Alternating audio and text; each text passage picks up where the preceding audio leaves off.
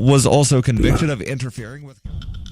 From Keene in the Shire, the Liberty Media capital of the world, this is Daryl W. Perry, host of FPP Radio News for Tuesday, December 18th, 2018.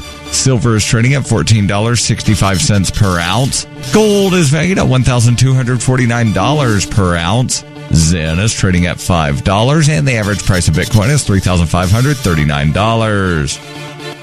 Antiwar.com reports, speaking on Monday, U.S. Special Envoy James Jeffrey confirmed that the U.S. is no longer demanding regime change in Syria and is not actively trying to force Syrian President Bashar Assad from office. That said, the American goal is a regime that is fundamentally different, even if it includes Assad. Jeffrey said Assad must accept such a compromise because he has not yet won the Syrian war. The U.S. has long demanded regime change as part of the end to the Syrian war, and even in staying in Syria militarily, officials have conditioned leaving on a successful transition and insisted that Assad could not be involved. Now there's resignation that Assad will stay, but Jeffrey says the U.S. and its allies are prepared to withhold any aid to reconstruct Syria unless there is some assurance that the changes they are demanding are implemented.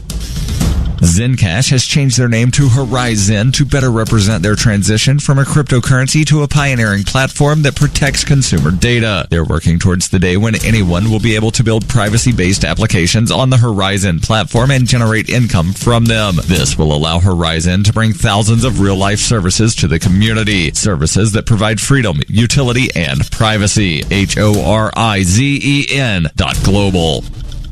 UPI reports nearly 3 in 10 Americans are delaying healthcare treatments because of their cost, according to a new Gallup survey released on Monday. Gallup's annual health and healthcare survey found 29% postponed treatments for the cost. It said more than half of them reported a serious or somewhat serious medical illness or condition, a figure equivalent to 19% of all U.S. adults. The share of Americans who delayed treatment is consistent with data in recent polls. In 1991, 22% of respondents put off medical treatment, and an average of 24% delayed care between 2001 and 2004. The current rate of 29% has remained steady in years since. Delayed treatment depends on available health insurance, another consistent finding. Gallup found that those with no coverage are more likely to forego treatment, with over half of the respondents in that category reporting a delay. The report found those enrolled in Medicare or Medicaid are least likely to wait. The poll results said Americans with health insurance are still often responsible for deductibles, copayments, and other out-of-pocket costs. While it reduces demand for healthcare services, it can prevent many people from initiating treatment for medical conditions. In 2115 New England, there are no borders, no states, and no regulations, yet never has a more peaceful and prosperous place existed. Faced with the prospect of waning power, Mr. Drake intends to replace the anarchy of New England with a government. Anarchy in New England by Joe Jarvis is available from Amazon.com and all major bookstores.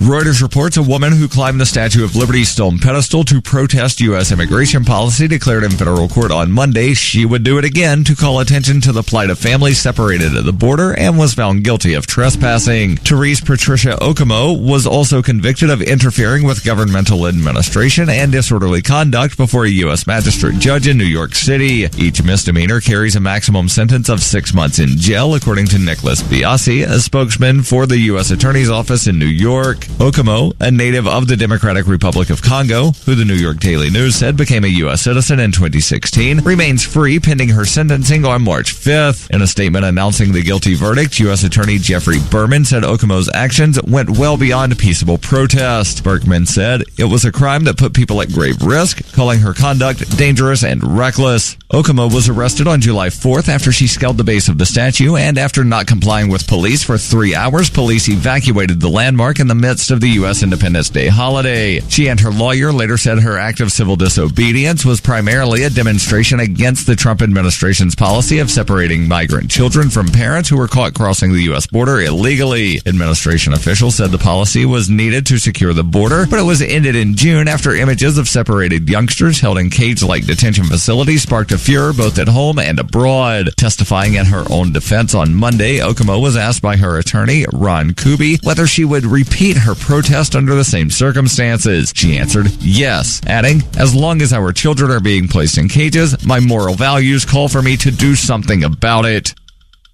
This has been FPP Radio News. online at fppradio.com. It was a big night for music's hottest acts, especially for Lord Chillingsworth. In a shocking upset, the young artist took home the spookiest Halloween sound effect album Grammy for Creepy Night in Halloween Manor. Music blogger Ty Vaughn is here. Ty, what a shocker. Lord Chillingsworth's track, Man Being Boiled Alive While Chains Rattle in a Dungeon, was crazy spooky. It was everywhere this year. Haunted houses, Halloween stores, nighttime hayrides. Anywhere you look, people were getting the willies from this album. But a lot of people thought Grammy darling Dr. Spookenstein was a shoo-in to win for his album Laboratory of Madness. And that was a great album. Critics praised Spookenstein's stripped-down approach, rattling real bones together and dripping real blood onto a screaming lady. The class act Spookenstein offered a gracious congratulations to Chillingsworth, saying, "I'm a fan of every bloody who was nominated, especially Chillingsworth. I have a skeleton ton of respect for him as an artist. I just saw him on the red carpet and congratulated him." This is the Onion News Network. The Call to Freedom is an opinion show. It's meant for informational purposes only. It is not licensed financial advice. It is very important to do your own analysis before making any investment based on your own personal circumstances. You should take independent financial advice from a professional in connection with or independently research and verify any information that you hear from the Call of Freedom and wish to rely upon, whether for the purpose of making an investment decision or otherwise. I mean, come on, guys. Duh. It's a cryptocurrency investment and a political talk radio. Of course, it's opinions. Computers are online. I'm gonna start loading software. 5, 4, 3, 2, 1. Welcome to the Call to Freedom. Broadcasting live from Vertcoin Studios on LRN FM. You're listening to Will. You will listen to every damn word I have to say! And Aria. Be afraid. Be very afraid. Stay tuned for political talk and everything crypto. That's right. Broadcasting internationally on our BitPlus network satellite. This is The Call to Freedom. All right, let's boot it up. That's right. Welcome to the Call to Freedom here on LRN.FM. We are broadcasting live from the Horizon.global studio here in freezing cold New Hampshire. It actually feels colder today than it did yesterday. It's not that bad. It is that bad. I can't hear you. Yeah. Can you hear you? I can't hear me either. I'm sorry. You're on 3, not 2. There we go. Yeah, sorry about that. One of those days. So I'm joined in the studio, as you hear, by Chris Wade. Will is not with us again today, but it's not for anything bad this time. He's just having a birthday party with his kids. So happy birthday to whichever one of his 40,000 kids whose birthday it is. It's only 30 degrees outside. I got a light jacket on. Yeah, but it's not so bad. It is. It's not so bad. You look like you have a light jacket sweatshirt on too. I do. I was going to grab a different one, but you may need something a little bit heavier than that. Well, I have a heavier slightly one, but I don't feel like grabbing it today. Fair enough. It's a little tighter than I would like. Well, we have interesting and stupid news today, of course. Chris actually has an interesting story I want to talk about at some point. Yeah, I think you were more interested than I was. Yeah, well, yeah. But first of all, New York ban on nunchucks has been ruled unconstitutional by a federal court. Yay. But they're just going to regulate it to death, so you're not going to actually be able to. They are, but nunchucks. I did not know that nunchucks were illegal in New York. Everything's illegal in New York. Good point. Apparently, a 1974 New York state ban on nunchucks that was put into place over fears that youth inspired by martial arts movies would create widespread mayhem is unconstitutional under the Second Amendment. Now, why doesn't that apply to guns or any of the other things that are impossible to get in New York? It probably does. It's just not. They're regulating it as opposed to outlawing it outright. Now, technically, the regulations effectively make it impossible for anybody to actually get a gun, even when they have a good reason to have a gun. But hey, it's government. It is government. The plaintiff, James Maloney, started his legal quest after being charged with possession of nunchucks in his home in 2000. I want to know how they got into his home or why he let them in his home in the first place. Well, he was probably how did this being even come searched about? for drugs or something. And they looked and said, "Are those nunchucks? Yeah, probably have right. nunchucks in your home?" They just found totally something stupid. Yeah. He initially filed a complaint in 2003 and appealed all the way to the U.S. Supreme Court when the case went against him. The Supreme Court in 2010 remanded the case back down to be reconsidered in light of a Second Amendment decision it had made in another case. And Maloney filed an amendment complaint later that year. Blah, blah, blah. In her ruling, Chen said the court simply couldn't take that part out and ruled that the state's law, as it pertained to possessing nunchucks as well as to manufacturing, transporting, or disposing of them, was in violation of the Second Amendment. The ruling went over the history of the ban, and it said it arose out of concern that as a result of the rising popularity of kung fu movies and shows, various circles of the state's youth, including muggers and street gangs, were widely using nunchaku to cause many serious injuries. I have to know how many nunchuck-related injuries there were in New York. Yeah, it seems kind of out there. It's like they think they watched the Ninja Turtles with its Foot Clan and they thought that it was a documentary. We got this Foot Clan out here stealing cassette tapes, and they're running around with nunchucks and bow sticks, and it's just chaos. Yeah, I'm always amazed. It kind of reminds me of how New Hampshire has this law that's, actually, it's not really applicable anymore. But basically, in order to get a concealed gun permit, you have to apply to the police department or something, and then somebody arbitrarily makes a decision on whether or not you can have a permit. And it was appealed to the Supreme Court, and the Supreme Court was like, "Oh yeah, that's fine, that's cool." He was okay in declining, the permit because there was some nonviolent offenses that had been committed, and it's arbitrary. It's a total runaround the Constitution. I mean, that's been repealed though here in New Hampshire, right? It was a state law, and the state law, the requirement to have a permit for concealed carry was eliminated. So you can still get a concealed permit, but the reason you would get a concealed permit is so that you can go to other states with your concealed gun, I guess. But you don't need a permit at all here in New Hampshire now, correct? Right, that's correct. Good. It's always good to know I'm not in violation of any state law at this exact moment. Maybe later, but not right now. Yeah, I'm not a lawyer, so if you just clarify that, seek legal advice if you want a proper answer. Well, I mean, if you're a chick, you should be a chick of whatever description. You should be carrying a weapon because it's a dangerous world, notoriously. And this is equally true for dudes as well. But where is a chick going to put a gun other than a purse, which by definition makes it concealed? Very true. So, I mean, everything goes into the purse. There's just these black holes of crap. I've got a Charms blow pop in my sucker that's been in there for God only knows how long that I should just throw away. But I'm never near a garbage can when I'm actually digging around in my purse looking for crap. It's just full of junk. And it's a small purse. We're talking, most chicks have these huge, massive suitcase-sized purses that they carry around because they like back pain, apparently. In other news, before we get into the real meat of the show, a second Brexit referendum once seemed unthinkable. But now support is growing. I'm not surprised that a second referendum is now being considered. I mean, they've been talking about that since the first one.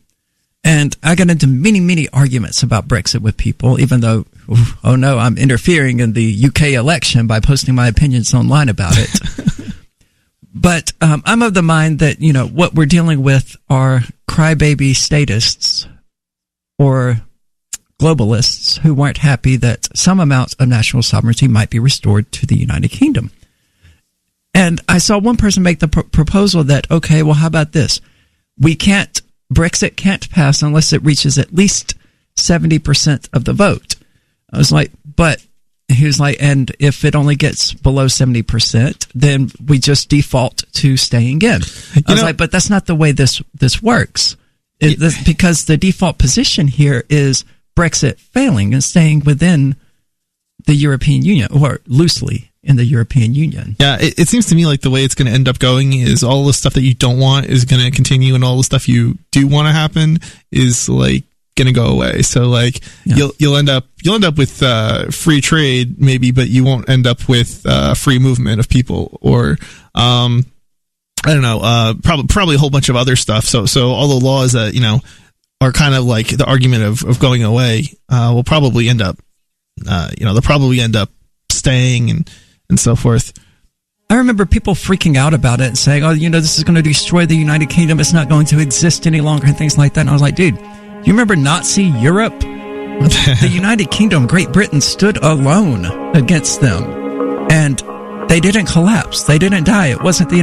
What do you shop for that you could otherwise buy at Amazon? Pretty much everything, right? Amazon has competitive pricing and they deliver, and that's a big plus. If you could plan ahead in your shopping, would you be interested in saving up to 33%? There's a catch. You have to do your shopping in Bitcoin. But imagine those savings. It's like a huge raise. All you have to do is go to saveatpurse.com. We've saved thousands, and you can too. Plan ahead and save. Saveatpurse.com. Anyone can publish on the internet, but not everyone is publishing material suited for online reading. According to the Yahoo Style Guide, it cautions that internet content has a few seconds, 3 or less, to encourage people to read more, to take action, or navigate to another one of your pages. So make it easy for readers to pick and choose. Isn't that the way you poke around online? Use short words, short sentences, short paragraphs, bulleted lists, and short pages. Front load what you write, putting the most important information at the beginning of headlines and paragraphs and sentences. Same goes for your keywords, what someone would likely type into the search box on Yahoo or Google. For more tips on communicating better online or in a job interview or everyday life, hit survivalspeech.com. I'm Holland Cook. The LRN.FM social media channels have been revamped. We've eliminated Facebook and focused on other platforms like Twitter and Mastodon, the decentralized alternative to Twitter. On our accounts, you'll find posts from multiple LRN.FM show hosts together in one place. Follow us on Twitter at twitter.lrn.fm, or better yet, move to the decentralized Mastodon social media platform at toot.lrn.fm, toot.lrn.fm. I think you'll like it. Looking for a great real estate investment? Consider New Hampshire, which is ground zero for the Liberty Movement. Your first call should be to Mark Worden from Porcupine Real Estate. He's more than just a real estate agent. He's your New Hampshire concierge. Where are the best places to live? Do you want farm, city, the burbs, or forest? Do you want a duplex or multifamily building so that renters pay your mortgage? There are homes in all price ranges in New Hampshire, and Mark can help with financing too. Invest in Liberty and property. Mark Worden can help. PorcupineRealEstate.com. Imagine someone in your community getting in their car, turning on the radio, and hearing the Liberty Radio Network. You can make that vision a reality with your own micro radio station. Visit broadcast.lrn.fm to learn how you can put our programs on the air in your area. You can have LRN.FM running around the clock, and you can even add in your own local shows. Building a radio station is simple, but programming isn't. That's where LRN.FM comes in. Learn more at broadcast.lrn.fm. That's broadcast.lrn.fm. Free Talk Live. You can tell by the way they're dressed, by their demeanor, that these are illegal. Okay. Do you understand that they bring in leprosy and tuberculosis? God, here's the leprosy. Show me the news story about leprosy and not some crackpot website. Do you understand this is our country and this is about our children? Wait, stop the jingoistic crap. You're picking and choosing. You're saying that a bunch of murdering, raping lepers are coming across the border. Oh, yes, they are. No, that's nuts, Trish. There's a leprosy colony if that was the case, this, then in fact we would all know about it. I mean, it sounds like the night of the living dead down there at the border, and they're just coming across looking for the brains. You think CNN and Fox News is going to tell you this? You got another thing coming. Why wouldn't they? It'd be great for ratings. By design, it's meant to bring this country. Oh, now there's a conspiracy behind it, right? You're going to tell me the NWO's behind all this? Free Talk Live, 7 nights a week from 7 to 10 Eastern, live on the Liberty Radio Network at LRN.FM. You can put the Liberty Radio Network on the air in your area. Visit broadcast.lrn.fm to learn how. Broadcast.lrn.fm. You are listening to the Call to Freedom on LRN.FM. Unasikiliza wito wa uhuru katika LRN.FM.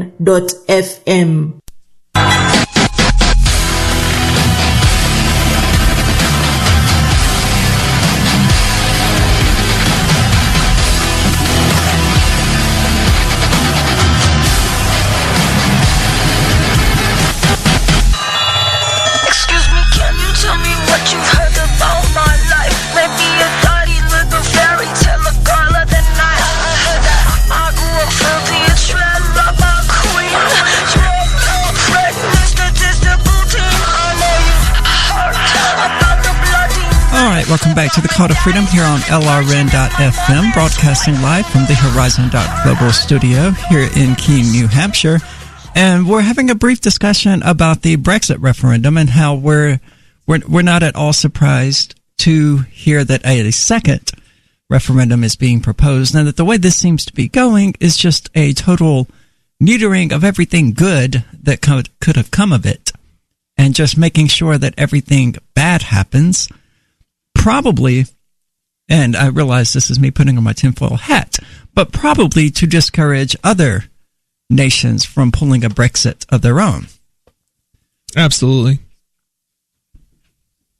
What they're saying now, last week, former Prime Minister Tony Blair said, because of the current political chaos and future economic risks, the British should have another say on whether to leave the European Union if there are no other viable options. I mean, that's the state and democracy in a nutshell. I mean, let's just keep voting until we get the result we want. The whole thing was supposed to be a multi-part process anyway, so there was always going to be a second vote. Was there? Yeah, from the very beginning. From the beginning of the EU, entering the EU, there was like some sort of process for exiting it. So, and that process involves a two-part vote, I believe. Well, I know the terms and conditions and things like that had to be worked out between the United Kingdom and Brussels, but I don't think second referendum about the people of the United Kingdom was actually required or stipulated. I believe it was, and I believe there was also a prior agreement to how you're supposed to leave the EU. Like, you can't just say, we're leaving. You have to do it in a certain orderly approach. Well, I mean, you can, but it would probably lead to war. But clearly, a second referendum was not expected and is not a critical part of the process. I mean, the headline referendum? Yeah, it was. No, it's not. A second Brexit referendum once seemed unthinkable. That's wrong. I don't know where they're getting their information from, but I'm going to go with NPR here. No, there was always going to be a second referendum.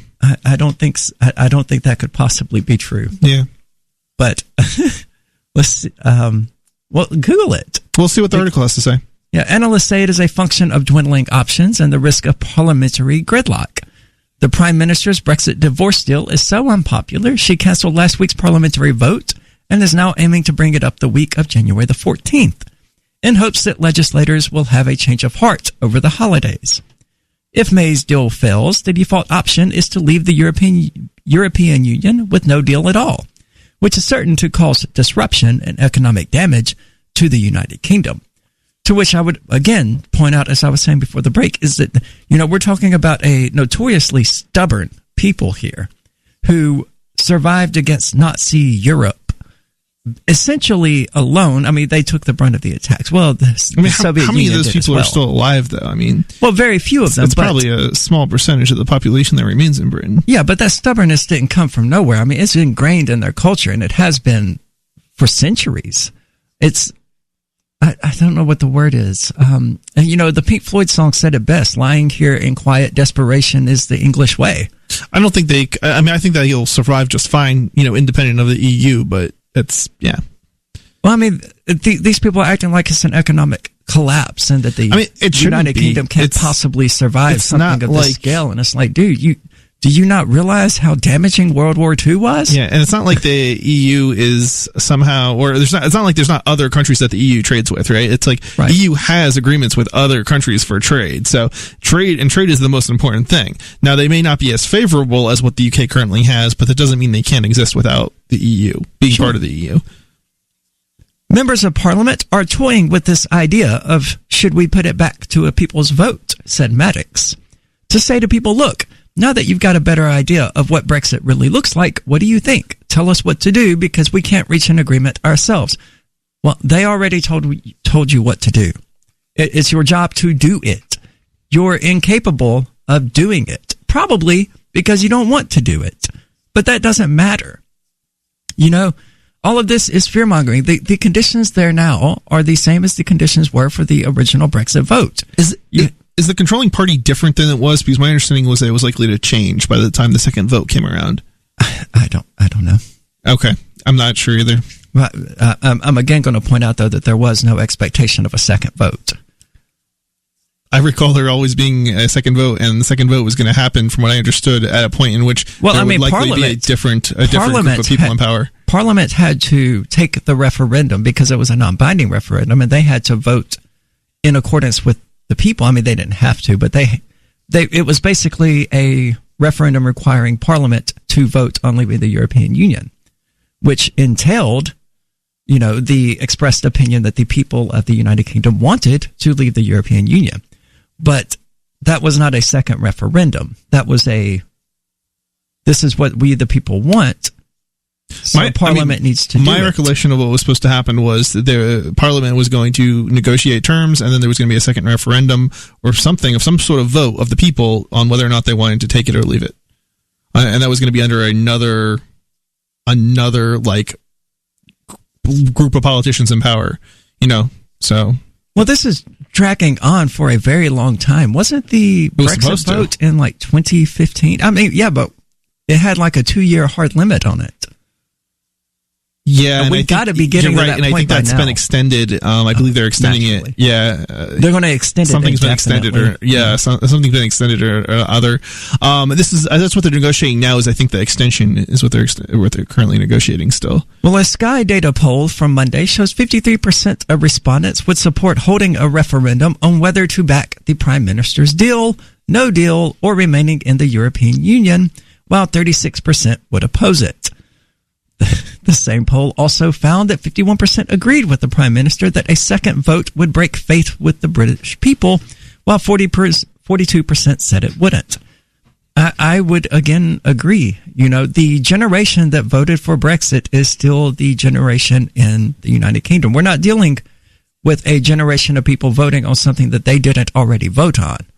Wasn't it? It was pretty close, though, wasn't it? I mean, it was close, but all votes are pretty close. I mean, yeah, really. But it means that there very likely could be another vote, and that vote could end up going in the opposite direction. So it could end up being that they end up sticking in the EU. Well, it absolutely would. But at what point should we just keep holding votes until people get the turnout they want and the results that they want? I'm of the mind that if we're going to have a democratic republic filled with universal suffrage, then once we have a vote on the matter, that's it. It's the responsibility of the government to act upon it, at least as long as the generation that voted upon it is still the existent generation. I understand bringing it back up with the next generation and checking it out again. Maybe we don't want to keep that anymore. I don't necessarily think having, more. But obviously, it's not clear cut that everybody wants to leave. So, well, it was never going to be. Well, yeah, it's true. I mean, it was never clear cut that we wanted President Trump either, but he's still president. I mean, we could have reheld the election and turnout would have been different once people knew that, it was a realistic possibility that Trump was going to win. But I mean, that just gives the state... Is spreading the message of liberty, cryptocurrency, and peace around the globe worth $2 per month to you? As you may already know, in addition to our internet feed, LRN.FM broadcasts on free-to-air satellite across North and Central America. as well as sub-Saharan Africa. And we've been available on satellite for free 24/7 since 2010. The LRN.FM free-to-air satellite signal is reaching some of the most oppressive regimes in the world, and there's no doubt our ideas are making an impact. You can learn more about the channel's impact by watching the 3-minute video at fund.lrn.fm. If you'd like to help free minds globally with our ideas of liberty, cryptocurrency, and peace, you can donate as little as $2 per month via fund.lrn.fm. You can help us continue and expand our satellite broadcast to multiple continents. Visit fund.lrn.fm today, and thank you for your help. Don't forget to share the link on social media. That's fund.lrn.fm.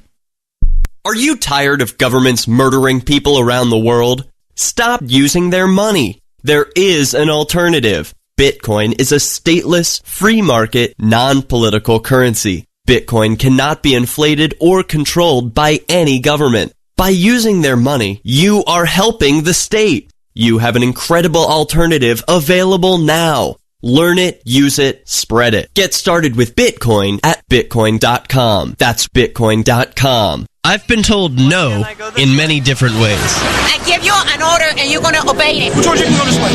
You can do that and you have to leave here. You cannot bring signs into the rally.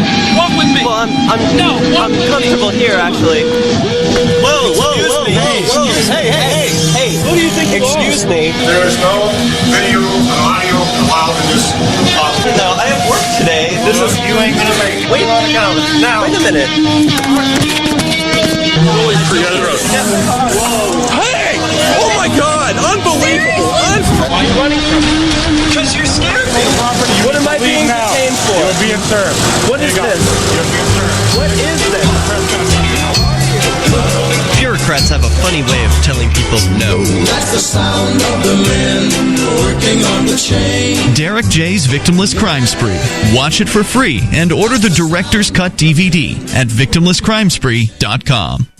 Did you know we've taken our LRN.FM telephone listen line to a new level with the LRN.FM audio on demand line? Now you can call 712-770-8447 anytime and listen to LRN.FM's live feed. And you can listen to a bunch of our original shows on demand. Long distance fees may apply. Just dial 712-770-8447 and choose from the menu. 712-770-8447. On Free Talk Live, we're bringing people to the ideas of liberty every day. From wrestling superstars like Glenn Jacobs. You guys really are having an impact, I believe. Like I said, a lot of where I am now is due to listening to Free Talk Live. You changed my mind on some very important issues years ago. To random people tuning in on the radio. I was kind of stuck in the left-right paradigm. I heard your show by chance on a Saturday night. From there, I went on, joined the Free State Project, and become an amplifier. So, I mean, that's really the reason why I amp is because I know that if it wasn't for you guys being on as many stations as you are, I never would have found the ideas of liberty. Your amp will directly change more lives by getting Free Talk Live in front of people looking for talk radio online and on the air.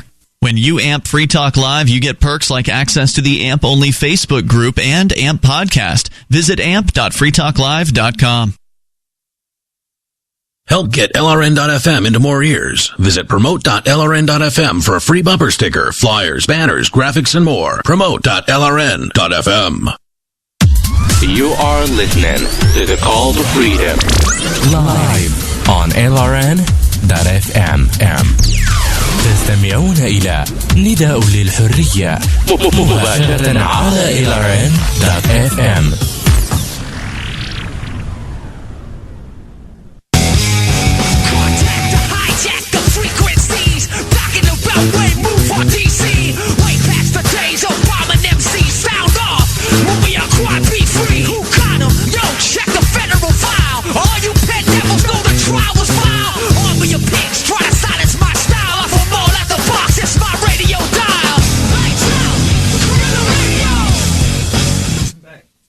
All right, welcome back to Call to Freedom here on LRN.FM. We are broadcasting live, as always, from the Horizon.Global studio here in cold, wintry New Hampshire.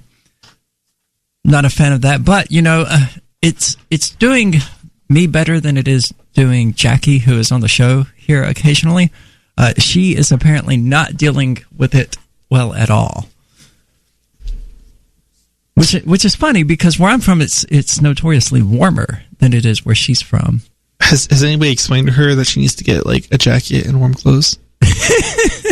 and has anybody showed her how to use the thermostat? I don't know. I was told that constantly. Well, the thermostat issue is not quite possible for her at the moment, I don't think. Oh, right. Yeah. Fair enough. But as far as warm clothes go, I had to explain to me at length, yes, get warm clothes. And I still haven't because I'm from Mississippi where we just sort of deal with the cold weather because it's so brief.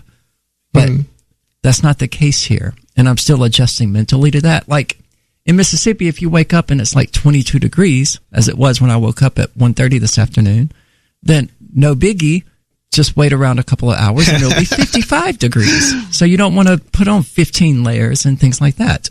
Just wait a few hours. I do recommend people who live up north wait and not get up at 6 a.m. in the morning. Wait until, later in the day, 10, 11 at least. Oh, that's perfect. I'm out like a light at 10, 11 in the morning. You're still asleep, you mean? Oh, yeah. Yeah. That's probably a wise move. Yeah. I think during the day it's usually not too terrible. I normally go to sleep around 6 or 7 a.m. and then wake up around 1 p.m., somewhere around there. It's fun. I like it. But I thought I was bad. Well, I'm usually at work until like 3 in the morning. Yeah, fair enough. But we've been talking about Brexit, and we're actually going to move on to other things because, we've about milked that for all it's really worth. Chris has an interesting story he shared with us in the Telegram chat earlier today. Yeah, this is a very interesting story. So this comes from the Free Thought Project. And the title of the story is "Outrage Sparked as School Kids Now Taught That Boys Can Have Periods Too," to be inclusive. You heard that right. Apparently, biologically, boys have changed. Let me read the article. Yeah, let's do that. A Brighton primary school will now begin teaching children as young as 8 that trans boys and men and non-binary people people may have periods as part of new guidance on menstruation and sex education. Well, see, that's technically correct, though, because a trans man is a man who was born as a woman. So at least until they are post-op, or if they choose to be post-op, they may be non-op. But if they're pre-op, then sure, or non-op, then absolutely they would still have periods because they still have vaginas and ovaries and all of that. I think the underlying difficulty that people are going to have is that boys have vaginas too, which is ultimately what that really means. Fair enough. The instructions were included in the Taking a Period Positive Approach in Brighton and Hove School's guidelines issued by the local council in early December.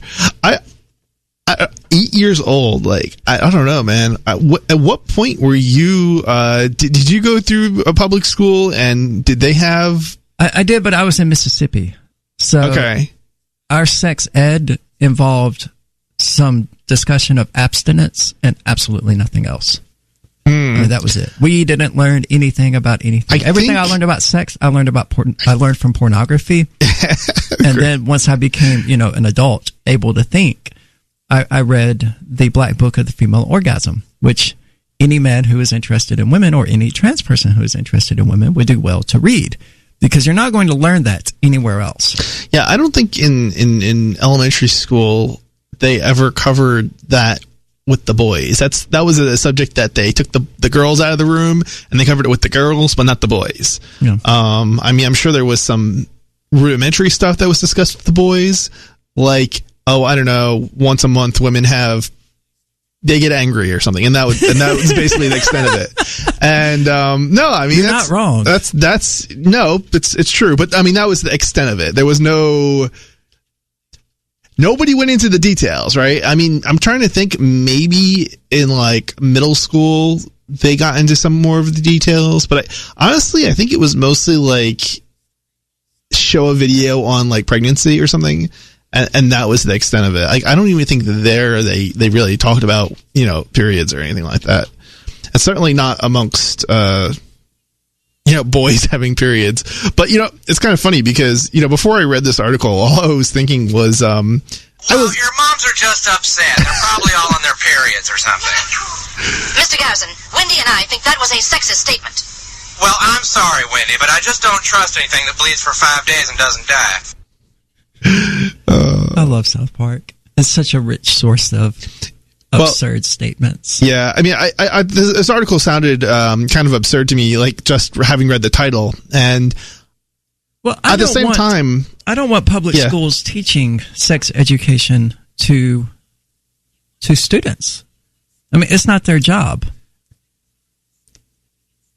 I'm not really sure that they should have a job in the first place. So, I think that's here nor there. But no, the first thing I was thinking of is I certainly know a guy who certainly has a period, but not in the way that this article is describing. To be fair, there are men who have certain elements of. Well, to be fair, everyone, regardless of their sex, experiences hormonal fluctuations. Right. Exactly. Men and women alike. And that's what I think of when I think of periods. It's not what I think of when I think of periods. I think of the female menstrual cycle. Right. I don't think of that because that's not really what has... I mean, I get it. Obviously, I'm old enough, I figured it out by this point in my life without anybody explaining it to me. But I still think of that, elementary school, explanation when I think of periods and my interaction with women. Get mad every once in a while. My interaction with women over the years, you just know there's some days you just keep your mouth shut. And that's as a man, that's my experience. That. As a person who has spent a lot of time with women, I've never gone through that because if I'm going to spend that much time with a woman, I'm going to need her to be on birth control, which really helps lower the symptoms of periods. And not that I'll smack a bitch or anything like that, but I will mouth right back off, You're not just going to stand there yelling at me because I didn't get you the right kind of chocolate or whatever. I will leave. You have fun. Call me when you're not going crazy. So to me, it's a voluntary interaction in which I want no part. Yeah, I mean, it's probably the best response to that situation is to keep your mouth shut, walk away. But see, because there's nothing you can do about it, and there's nothing you can say that'll help. But see, that's still so rare for me. I'm not familiar with many women who are that extreme. Oh yeah, I'm not saying they don't exist. I just don't think they're out there, and there are men who are just as bad. Are there? There are men who are just as bad. Yeah. I'm not surprised. So you have no issue with the whole trans women have periods too thing, because I mean technically by your standards of hormonal fluctuations, everyone does indeed have a period. I don't. I mean, look, I don't. Obviously, the guys are not gonna. Well, I mean, okay, the trans guys. I honestly don't know what happens with trans, so I'm not really sure what happens as far as bleeding and everything else, but. Certainly, well, that doesn't happen. Yeah, certainly. Okay, so certainly, they don't have the full. Yeah, they don't have a menstrual cycle. Right, exactly. Well, I would agree, especially if we're separating menstrual cycle from periods. But historically, I understand period to mean menstrual cycle. I love My Magic Mud. I drink a lot of coffee. I had stains on my teeth. Then I found My Magic Mud, and I was told it would remove stains. So I paid attention when I brushed the first time. My Magic Mud is black tooth powder, and the difference it made in my teeth in one application was noticeable. With 4, my teeth were as white as you normal folks out there. Please go to mymagicmud.com and buy a jar. There's 150 applications for $25. You can use Bitcoin, mymagicmud.com. The Free State Project has reached its goal of 20,000 liberty lovers who've pledged to move to New Hampshire and get active to achieve liberty in our lifetime. Perhaps you're trying to figure out what part of New Hampshire should be your destination. If so, consider Keene. You'll find more than 150 reasons to move to Keene at move.freekeene.com. Keene is famous for its historic, publicity-generating activism, as well as being the liberty media capital of the world. It's home to freekeene.com, New Hampshire's destination for liberty activism, news, and opinion. For years, we've been compiling over 150 reasons to move to Keene at move.freekeene.com, where you'll learn about some of what's happening here and what makes Keene a great place to live. If you love liberty, you'll probably enjoy anywhere you end up in the Shire. But do your due diligence first. Please visit move.freekeene.com for the full list of over 150 reasons to move to Keene. That's move.freekeene.com. Some of you asked, and now we've delivered. LRN.FM's live Keene, New Hampshire studio shows are now streamed in HD on Twitch. Visit our channel at twitch.lrn.fm and give it a follow. If you have Amazon Prime, you get one free subscription on Twitch. If you use it on our channel, Twitch will give LRN.FM a monthly piece of your Prime subscription cost. So please watch, follow, share, and subscribe to twitch.lrn.fm. That's twitch.lrn.fm. So you've signed the Shire Society Declaration and are planning your move to New Hampshire to be around more liberty-oriented people. Next, sign up for the Shire Society Forum at forum.shiresociety.com. There are a bunch of people there who are already in the Shire, and they want to meet you. If you're already in the Shire physically, you should also come by the forums. Remember, not everyone uses Facebook. New people are signing up for the Shire Society Forum every month, so drop in and say hello at forum.shiresociety.com.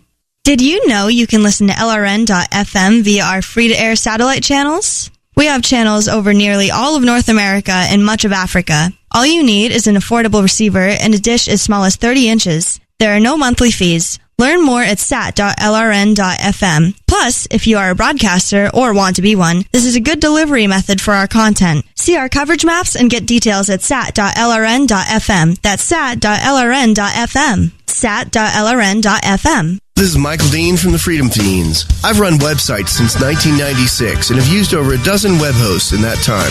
AgristHosting.com is the only one that hasn't broken my heart. Agrist Hosting's uptime and service is stellar, and their DDoS mitigation is the best I've seen.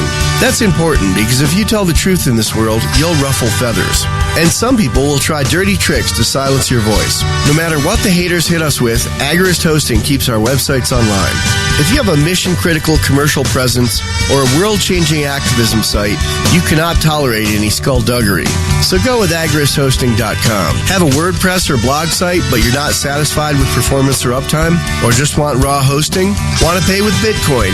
Agrist Hosting specializes in high-performance hosting with personalized service. Go to agristhosting.com and click on the button that says Get Hosted. That's agristhosting.com. Some of our live shows are streamed in HD on Twitch. Please follow and share at twitch.lrn.fm. That's twitch.lrn.fm.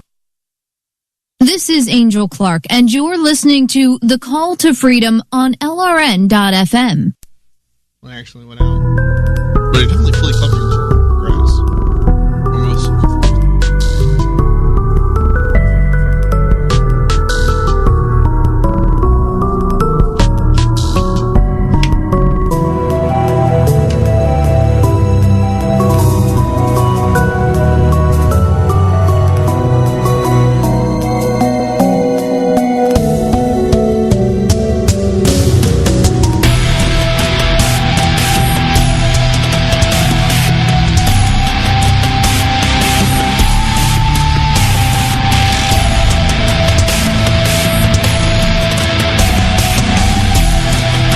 Welcome back to the Call to Freedom here on LRN.FM, broadcasting live from the Horizon.global studio. Here having a discussion about periods, everyone's favorite subject, and the general impression of Chris regarding periods that, you know, it's basically when a chick just gets pissed off for no reason for a couple of days out of each month, which I can't really argue with, but I've never seen it to the extent that he describes.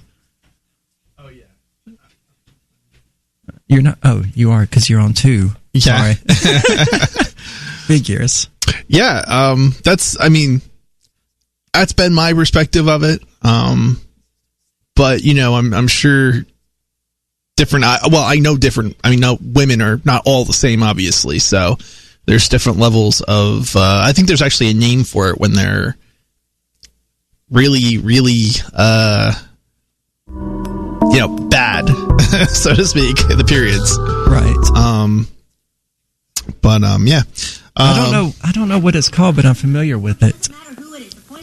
Their period and this person hasn't. Look, Stan, do you really know what a period is? Yeah, Cartman told us. Stan, let me sing you a little song about the menstrual cycle. I think it might clear things up for you. Okay.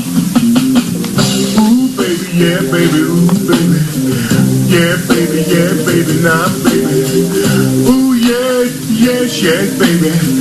Yeah, baby. Oh, no, baby. You, baby, no. No, I'm all right. I'm cool. It's okay. Watch out for the bedspread, baby. Look out now. I'll tell you what. How about, why don't I call you next week?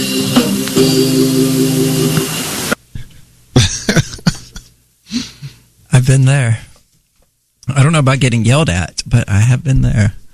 So anyway, the article goes on. Yeah, period products are provided for all pupils and students who need them, and this provision is promoted and known about by all. The guidance reads, with the express intention of reducing the stigma and shame related to periods. I'm curious then whether they provide period supplies to the trans women who think they get a menstrual cycle or who think they get a period and don't. Because, I mean, yeah, if you're a trans woman, such as myself, you shouldn't be getting a period at all of any description. You shouldn't be experiencing hormonal fluctuations. You should be taking your hormones from an external source like estradiol and spironolactone and things like that at regular predicted intervals. But a lot of these trans chicks do give themselves periods. They'll stop taking their estrogen for 4 days out of each month or whatever, and that's bad. They're not supposed. Any endocrinologist will tell them not to do that, but they don't want to hear it because they want to be able to say that they have a period, because it's got that whole persecuted aspect to it that so many people want. There's different levels. Some women have almost no period, or well, however you wanted to. Yeah, I don't know what the best words to describe it, but yeah, I mean it's very minimal, and others are much more severe. So like it seems kind of to I don't know. I mean maybe I don't know what minimal means either necessarily, but it seems like that would be a bad action to take if you were in control to some degree of that situation. Oh, it's terrible. Not that I really know anything about that. Well, I do, and it's one of the reasons. Yeah, you're obviously going to be more knowledgeable about that. When they're on Facebook and Twitter going, trans women get periods too. Yeah, if you give yourself one, but you're not supposed to do that, you moron. This isn't birth control. You can't get pregnant here. You have these pills that you can take at predictive intervals every day, and no hormonal cycle. The advice also advocates the placement of red boxes in all age-relevant bathrooms at a cost of $4,580. Okay, so interesting. This appears to be. So they're actually quoting, I think, is that British pounds? It might be British pounds. So I think this actually must be out of the UK, the story. Which would provide free sanitary products to students in need with the aim of diminishing so-called period poverty. Interesting. So that means they're going to be doing it in both boys and girls' bathrooms? It does sound that way. They said all age-relevant bathrooms. So, I kind of have to, I still am kind of wondering what that means. Like putting tampons in a boys' room is asking for sepsis. Trouble. Yeah, absolutely. It's going to happen. Yeah. And they're talking about 8-year-olds here. So, I mean, 8-year-olds. So, I mean, does anyone get their menstrual cycle at the age of 8? Girls do, yeah. Really? At 8? Yeah, and it's going down. Wow. Like, it's in a downward direction because of all, we turned fish trans by flushing birth control down the toilet. Well, LRN.FM. That's all right. I got it. Yeah, it's all the hormones and stuff. It's all the hormones that are going into the food products, from what I understand, that's driving the age down. I don't really know anything more about it than that, but yeah. I would believe it. And it sounded nuts when you had Alex Jones talking about how we were turning the frogs gay. And, we may or may not be turning the frogs gay, but we do have scientific evidence that we are, in fact, turning the fish trans. I mean, yeah, the only problem with, like, the argument that I don't know. I mean, it's kind of the question is, let's go back to that gay comment for a second. So, yeah, I don't think you can turn anything or anyone gay. I don't think it's dependent upon hormones and things like that. I don't necessarily know, about that, whether it is or isn't, but certainly what I do know is that this is not like a new thing, right? I mean, sexuality has been around, and there's been a diverse sexual, interests. One of the closest related apes to us is the bonobo, and they'll bang anything. Yeah, I mean, for probably hundreds of thousands of years. I mean, the idea that like there's just now becoming like gay people or something is just nonsense. Is ridiculous. Now, he was referring specifically to frogs. I don't think he ever accused the government of making people gay. But there are people who do think that there are gay bombs and things like that. Maybe. I mean, there could be. I don't want to say there is or isn't, because I don't know, but like I could conceive that there is some sort of chemical or whatnot that's getting out there that's increasing or affecting, sexuality, whether or not it's something that has to happen, at a certain point during, the birth process, or if it's something that happens. I doubt it's something that happens like later, but I mean, I don't know, maybe growing up or something, I could see that maybe. I don't, who knows really where sexuality comes from. I don't think it's chemical. I don't. Just going off of gut reaction, because I'm not a biologist or a chemist. I just don't think it's chemical. It seems unlikely to me too. Seems more likely to be genetic, or it is at least partially genetic. We know, because like my mother was bisexual. Yeah, I mean, but I can also see like, I don't know. But to me, it's kind of a nature versus nurture argument, and it's kind of irrelevant. I mean, people are people. Leave them alone. They're not hurting anyone. Who cares if they're gay, straight, bisexual, transgender, queer, or whatever? Yep. Totally agree with you. I don't need to explain to people why I'm trans. I guess at the end of the day is what I'm getting at. Have you really had people like to explain to people? Like, that just seems like so weird. Not strictly speaking, but like when I'm dealing with people on the alt-right or something like that, they make certain assumptions about me that I end up having to refute, because they assume those things about all trans people. Like, oh, well, you're trans because like one of our listeners, Dunker, who accused me of being trans because my mother was murdered. And I'm trying to replace her, like the movie Psycho, right? Yeah, he really crossed the line with that one. A lot of people called him out on it. And then he denied, I wasn't talking about Aria. Yeah, because we all know a bunch of trans people whose parents were murdered, right? Did he know your... Yeah. Oh, well, he listens to the show, and that's not something I hesitate to mention when it's relevant. I don't think I knew that, actually. So I don't just go around shouting it, Yeah. I mean, of course, I also don't listen... Well... I don't listen to the show either. Yeah, I was going to say, Call to Freedom. I guess Call to Freedom, I don't know if I've ever listened to Call to Freedom.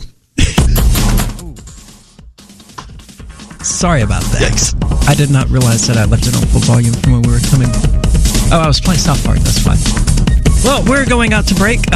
Don't go anywhere. We'll be back with the crypto news here in just a few minutes. There's lots of interesting things, including Atari partnering with someone to bring games like Roller Coaster Tycoon to the blockchain. We have some good news. The indictments against Ross Ulbricht in the District of Maryland were dismissed with prejudice, meaning they can never be refiled. This is especially good because those indictments contain the only charge ever made that Ross engaged in murder for hire. This was a serious allegation that Ross Ulbricht denies. It was never prosecuted or ruled on by a jury, but was trumpeted by the federal government and the media as if it were proven fact. The Maryland court held these indictments for almost 5 years, poisoning Ross's case and leaving him under a cloud of unproven allegations. As explained in Ross's appeal to the Supreme Court, the fact that the judge used these allegations to give Ross a draconian sentence of double life without parole violated his Sixth Amendment right to a jury trial. Judges are required to issue sentences based on convictions decided by a jury, not unproven allegations never even charged at trial. Although this is a positive positive development. The dropped indictment will not set Ross free. Now, a presidential pardon is Ross's only hope of freedom. Sign the petition at freeross.org. freeross.org. Now that you've found the Liberty Radio Network at LRN.FM, you may want to help expose others to our great programs. To assist you in doing so, you'll find resources at promote.lrn.fm, including details on how to get a free bumper sticker, quarter-page flyers you can print out and distribute, banners for your website, as well as files that will allow you to make your own custom banners and graphics. Visit promote.lrn.fm and help bring new listeners to the Liberty Radio Network. That's promote.lrn.fm. The new 4th edition of Healing Our World, The Compassion of Libertarianism, will take your understanding of liberty to a deeper level and has over 1,300 updated references, new cartoons, and a foreword by Dr. Ron Paul. With discounts for multiple book purchases, the 4th edition of Healing Our World is a great gift for the liberals, pragmatists, environmentalists, and Christians in your life who think libertarianism is cold-hearted. Get yours today at healing.freetalklive.com and use promo code FTL for a $5 discount. More of the Call to Freedom is coming up next, live after the news on the Liberty Radio Network at LRN.FM. From Keene in the Shire, the Liberty Media capital of the world, this is Daryl W. Perry, host of FPP Radio News for Tuesday, December 18th, 2018. Silver is trading at $14.65 per ounce. Gold is valued at $1,249 per ounce. Zen is trading at $5, and the average price of Bitcoin is $3,539.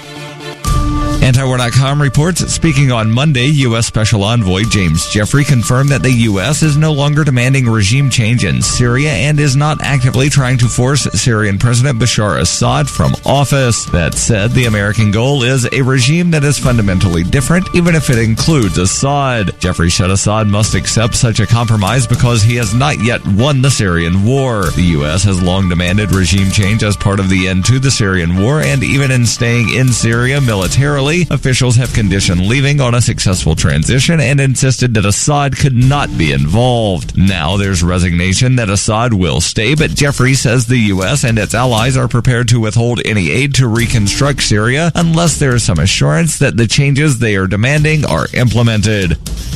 Zencash has changed their name to Horizon to better represent their transition from a cryptocurrency to a pioneering platform that protects consumer data. They're working towards the day when anyone will be able to build privacy-based applications on the Horizon platform and generate income from them. This will allow Horizon to bring thousands of real-life services to the community. Services that provide freedom, utility, and privacy. HORIZEN.global.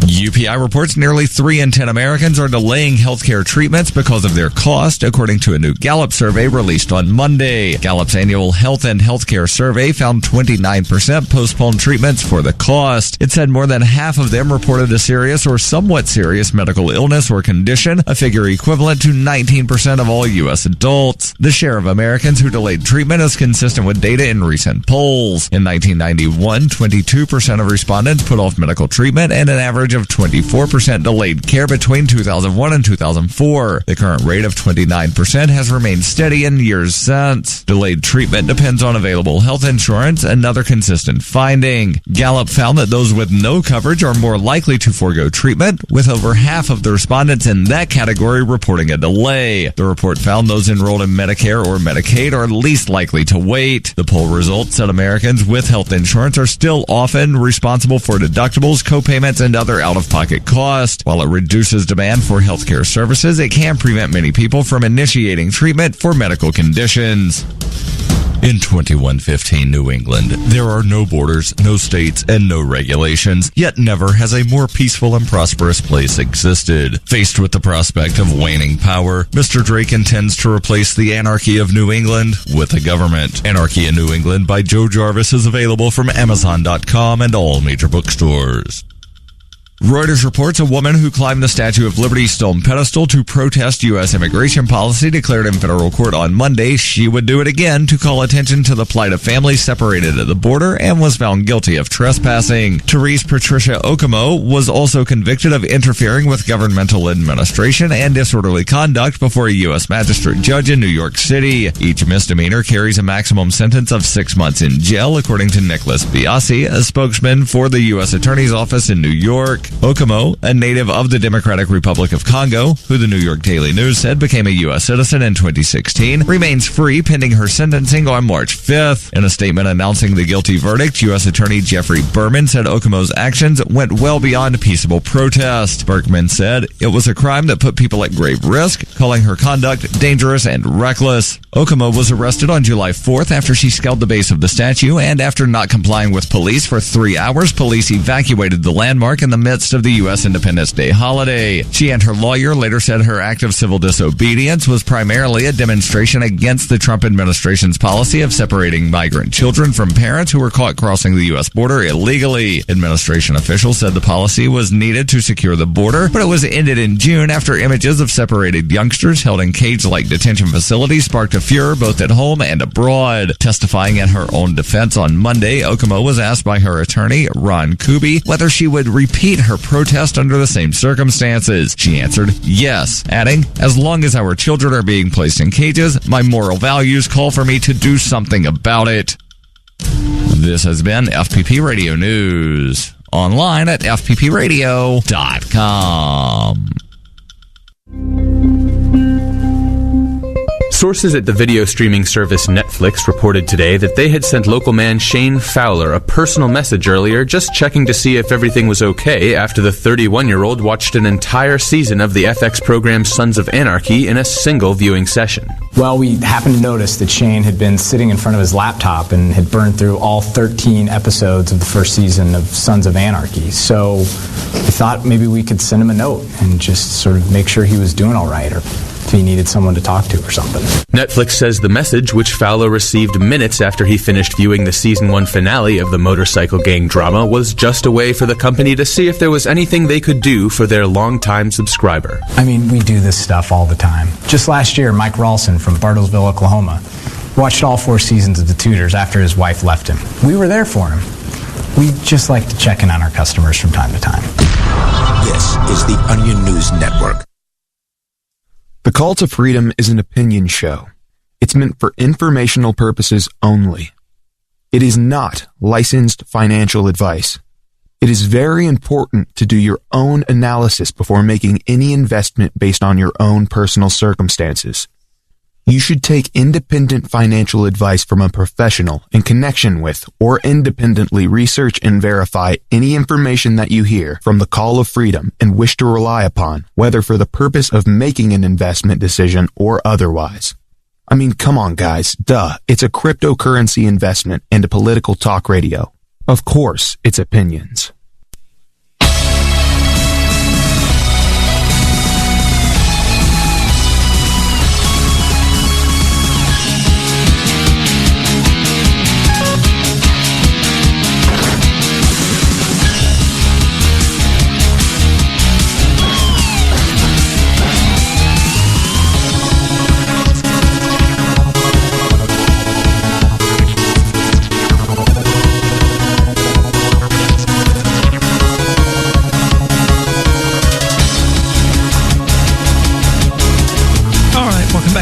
Freedom here on LRN.FM, broadcasting as always from the Horizon Dog Global Studios. It is time for the Crypto Hour, brought to you by MotionProject.org. Now, Motion Project is essentially the Kickstarter in the cryptocurrency world, allowing you to fund and facilitate projects that you approve of and would like to see come to fruition, allowing the creators to add milestones and things like that, and allowing for a fair number of checks and balances built directly into the system to ensure that the people who are creating these projects are actually creating these projects in a way that they are supposed to be. Always good. But moving on to the crypto and tech gaming news. Did you bring in anything? I did. Shall we... So court wants something more than IP addresses to catch pirates. So we actually got some good news out of the piracy world. Awesome. Or the privacy world. Maybe it's a better way to phrase it. Well, let's hear it. So while it's not getting it, it's not. Let me start. So this is from Torrent Freak. While it's not making big headlines in the mainstream media, U.S. courts are still loaded with BitTorrent-related lawsuits. The cases are filed by a small group of copyright holders. To state their claim, these companies generally rely on IP addresses as evidence. These IP addresses details are collected from BitTorrent swarms and linked to geographical locations using geolocation tools. With this information in hand, rights holders ask the courts to grant a subpoena, forcing internet providers to hand over the personal details of the associated account holder. The process isn't new, and the same tactics have been used for years. While some federal judges have raised doubts about the accuracy and sufficiency of IP address evidence, many others let these cases continue. In recent weeks, however, more and more judges have begun to ask questions. This started after a Ninth Circuit Court of Appeals reached a verdict in Cobbler, Nevada versus Gonzales, I think. The court ruled that identifying the registered subscriber of an IP address by itself is not enough to argue that this person is also the infringer. So, that's obviously, great news. But that's absolutely great news. Yeah, because, especially mobile networks, people torrenting from those, you may end up with a shared IP address or something along those lines. It's very rare. And I don't think it actually happens. There are entire countries that are on a single IP address. Are there? Yes. I was not aware of that. I figured they would often be in the same subnets. Or the same subnet ranges. Well, as far as at least a public IP address. Mm-hmm. Yeah, they've all got a single IP address. Because they've only got the one ISP. They go through a proxy. Oh. And if you remember back in the day, AOL, and maybe even still, everything went through a proxy. I don't know how that worked, so maybe it wasn't the way I'm thinking of it. But yeah, if you have a proxy server and it's got an IP address, which is the case of a lot of businesses and schools and things like that, you don't know which user at the other end is, or where they're coming from even necessarily. Plus there's VPNs and all sorts of other technologies that potentially, means that the supposed infringer isn't even where you think they are. They may not even be in the area that has been identified as the general location of that IP address, because it's a network, right? So there's multiple points in which data goes through to get from any point to any other point. And sometimes those endpoints that appear to be the endpoints to you are not the endpoints in reality. They get forwarded. That traffic gets forwarded on to somebody else, somewhere else. And it could be anywhere in the world, potentially. Well, that's why the Pirate Bay puts a banner on their website telling people to use a VPN before downloading anything. Yeah, absolutely. Because that way it looks like you're coming from Iceland or wherever. Yep, places that have stronger, privacy protections. Yep. Because multiple devices and individuals may be able to connect via an IP address, simply identifying the IP subscriber solves only part of the puzzle. A plaintiff must allege something more to create reasonable inference that a subscriber is also an infringer, the verdict read. Yeah, obviously. Unless you have evidence that the person who subscribes to the internet connection is the one who took part, and most of the time these people don't even know that there was anything actually infringed. They've accused printers of infringing in some cases even, because they're getting an IP address, and the IP address isn't.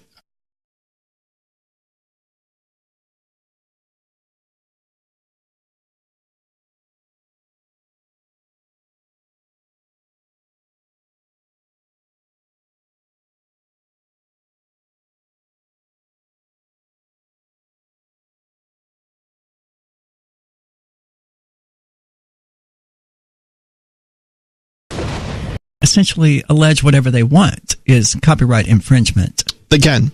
And then it becomes a matter of attempting to prove that what you wanted, that what you were doing was not copyright infringement. Like me, when I got in trouble with Spectrum for downloading Project M, which is a mod for Super Smash Brothers Brawl. Nintendo was like, no, that's copyright infringement. And that's what they told Spectrum. And I was like, well, I can't prove otherwise. I have an attorney who could write, a 50,000-page document about how it totally is.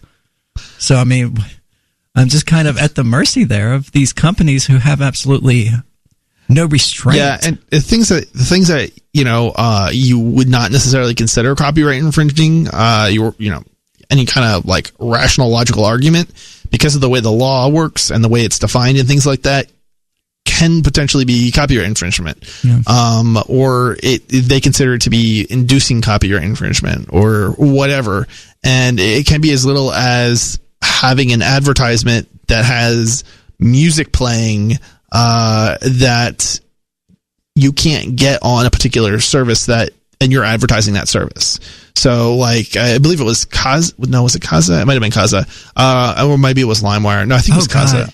I haven't heard about Kaza in such a long time. Yeah, I mean, I believe that was Kaza who got taken down, not because they were doing anything illegal, so to speak, but because they considered that advertisement to be inducing, because the songs at one point or video or whatever that was in playing, they should have known was not legally available on the network, even though they didn't do the distribution of that work or anything of that matter. Yeah. I mean, who knows if it was even available on the network? Just the fact that they showed something that they should have otherwise known because it was a significant work, I guess, is enough for the government to say that's copyright infringement.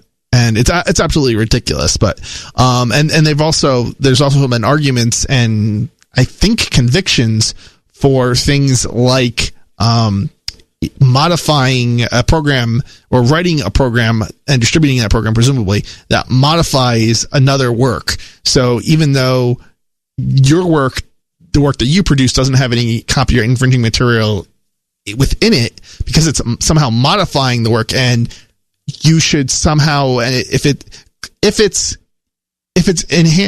how do I say this? If it actually is contributing to infringement, like a crack might be, okay, because there's DRM protection on it, that's clearly going to be, fall under, I think, copyright infringement. Well, if you distribute it, I think it does. Right. But if you just write the crack for yourself, good luck. Now the question is, I don't think it does. Yeah. Now the question is, does that extend to mods, as we were talking about? And the argument has been that it does. I'm not 100% positive, though, on the mods case that there's been a conviction in a court of law, but I think there have been settlements or conclusions. So, whatever that means necessarily. But, yeah. Well, the state is going to essentially do what it wants. Right. And if the IP holders have the money, they're going to pay. It's going to go in that direction, too, because they have the money. I mean, the solution here is to abolish intellectual property. Absolutely. Definitely. Well, we'll be back with more of this discussion, so stay tuned. Cell 411 is a free app for Android and iOS that replaces government-controlled 911. Cell 411 allows you to preset a group of friends or private organizations to show up at any emergency. Cell 411 is a nightmare for the state because it proves their so-called services aren't needed. Cell 411 has had thousands of installs, and of course it's covered by the BIPCOT no government license. Cell 411 because your friends won't shoot you when you're in trouble. Without the government, who would build the emergency services? You and Cell 411. Get it today at getcell411.com. Is spreading the message of liberty, cryptocurrency, and peace around the globe worth $2 per month to you? As you may already know, in addition to our internet feed, LRN.FM broadcasts on free-to-air satellite across North and Central America, as well as Sub-Saharan Africa. And we've been available on satellite for free 24/7 since 2010. The LRN.FM free-to-air satellite signal is reaching some of the most oppressive regimes in the world, and there's no doubt our ideas are making an impact. You can learn more about the channel's impact by watching the 3-minute video at fund.lrn.fm. If you'd like to help free minds globally with our ideas of liberty, cryptocurrency, and peace, you can donate as little as $2 per month via fund.lrn.fm. You can help us continue and expand our satellite broadcast to multiple continents. Visit fund.lrn.fm today, and thank you for your help. Don't forget to share the link on social media. That's fund.lrn.fm. LRN.FM is proud to announce our official listening apps for Android and iOS devices. Now you can easily tune into our streams anywhere, anytime on your smartphone or tablet. Just visit apps.lrn.fm or search for LRN.FM in the Android or Apple app stores. Please download, rate us 5 stars, then share the link on your social media, and let your friends and family know how you're listening to LRN.FM. Download it now, free, at apps.lrn.fm. We've all heard about blockchain assets like Dogecoin, Ether, and Ripple. Bitcoin isn't the only player in the blockchain game any longer. And for those of us wondering how to get our hands on these digital assets, finally, there's a solution. Shapeshift.io allows you to buy and sell between your digital assets and Bitcoin instantly between your own digital wallets. I've used it with ease. Shapeshift.io. There's no account or email address needed. You send them the crypto you want to sell. They send back the crypto you want to buy. It's that easy. Shapeshift.io. There are lots of ways to listen to Free Talk Live. Our podcast has been around since podcasts began, and now the FTL feed is loaded with content besides our full show archives. Did you know that we make it easy for you to customize your podcast subscriptions? We have different feeds, one that includes only our full shows, one with just the Daily Digest, and one with just the Edgington Post. You decide what you listen to. It's quick and easy to customize your feeds at feeds.freetalklive.com. That's feeds.freetalklive.com. Following several months of negotiations, representatives at the Minnesota State Museum confirmed today that they've extended their final offer to the anonymous owner of the couch from the hit 1970s sitcom The Mary Tyler Moore Show. We hope an agreement can be reached soon because after months of back and forth, we just need a straight answer here. Healy noted that the brown velvet artifact would be a welcome addition to its media wing, which boasts a robust collection, including several iconic Minnesota pieces. We have the fence from Grumpy Old Men. We acquired the puck from the Mighty Ducks several months ago. Healy and his team made their first bid in December of 2012 and have cycled through 5 rounds of negotiations, reportedly tripling their initial offer in an urgent attempt to secure the sale. It's not every day that an artifact of this significance comes on the market and went... Oh my God, it's him. It's him, okay? Hello, sir. What would you say if I went up another 2? This is the Onion News Network. Love what we do? Please help support our international satellite channels at patreon.lrn.fm. That's patreon.lrn.fm. You are listening to The Call to Freedom on LRN.FM. تستمتعون إلى برنامج نداء للحرية مباشرة على LRN.FM.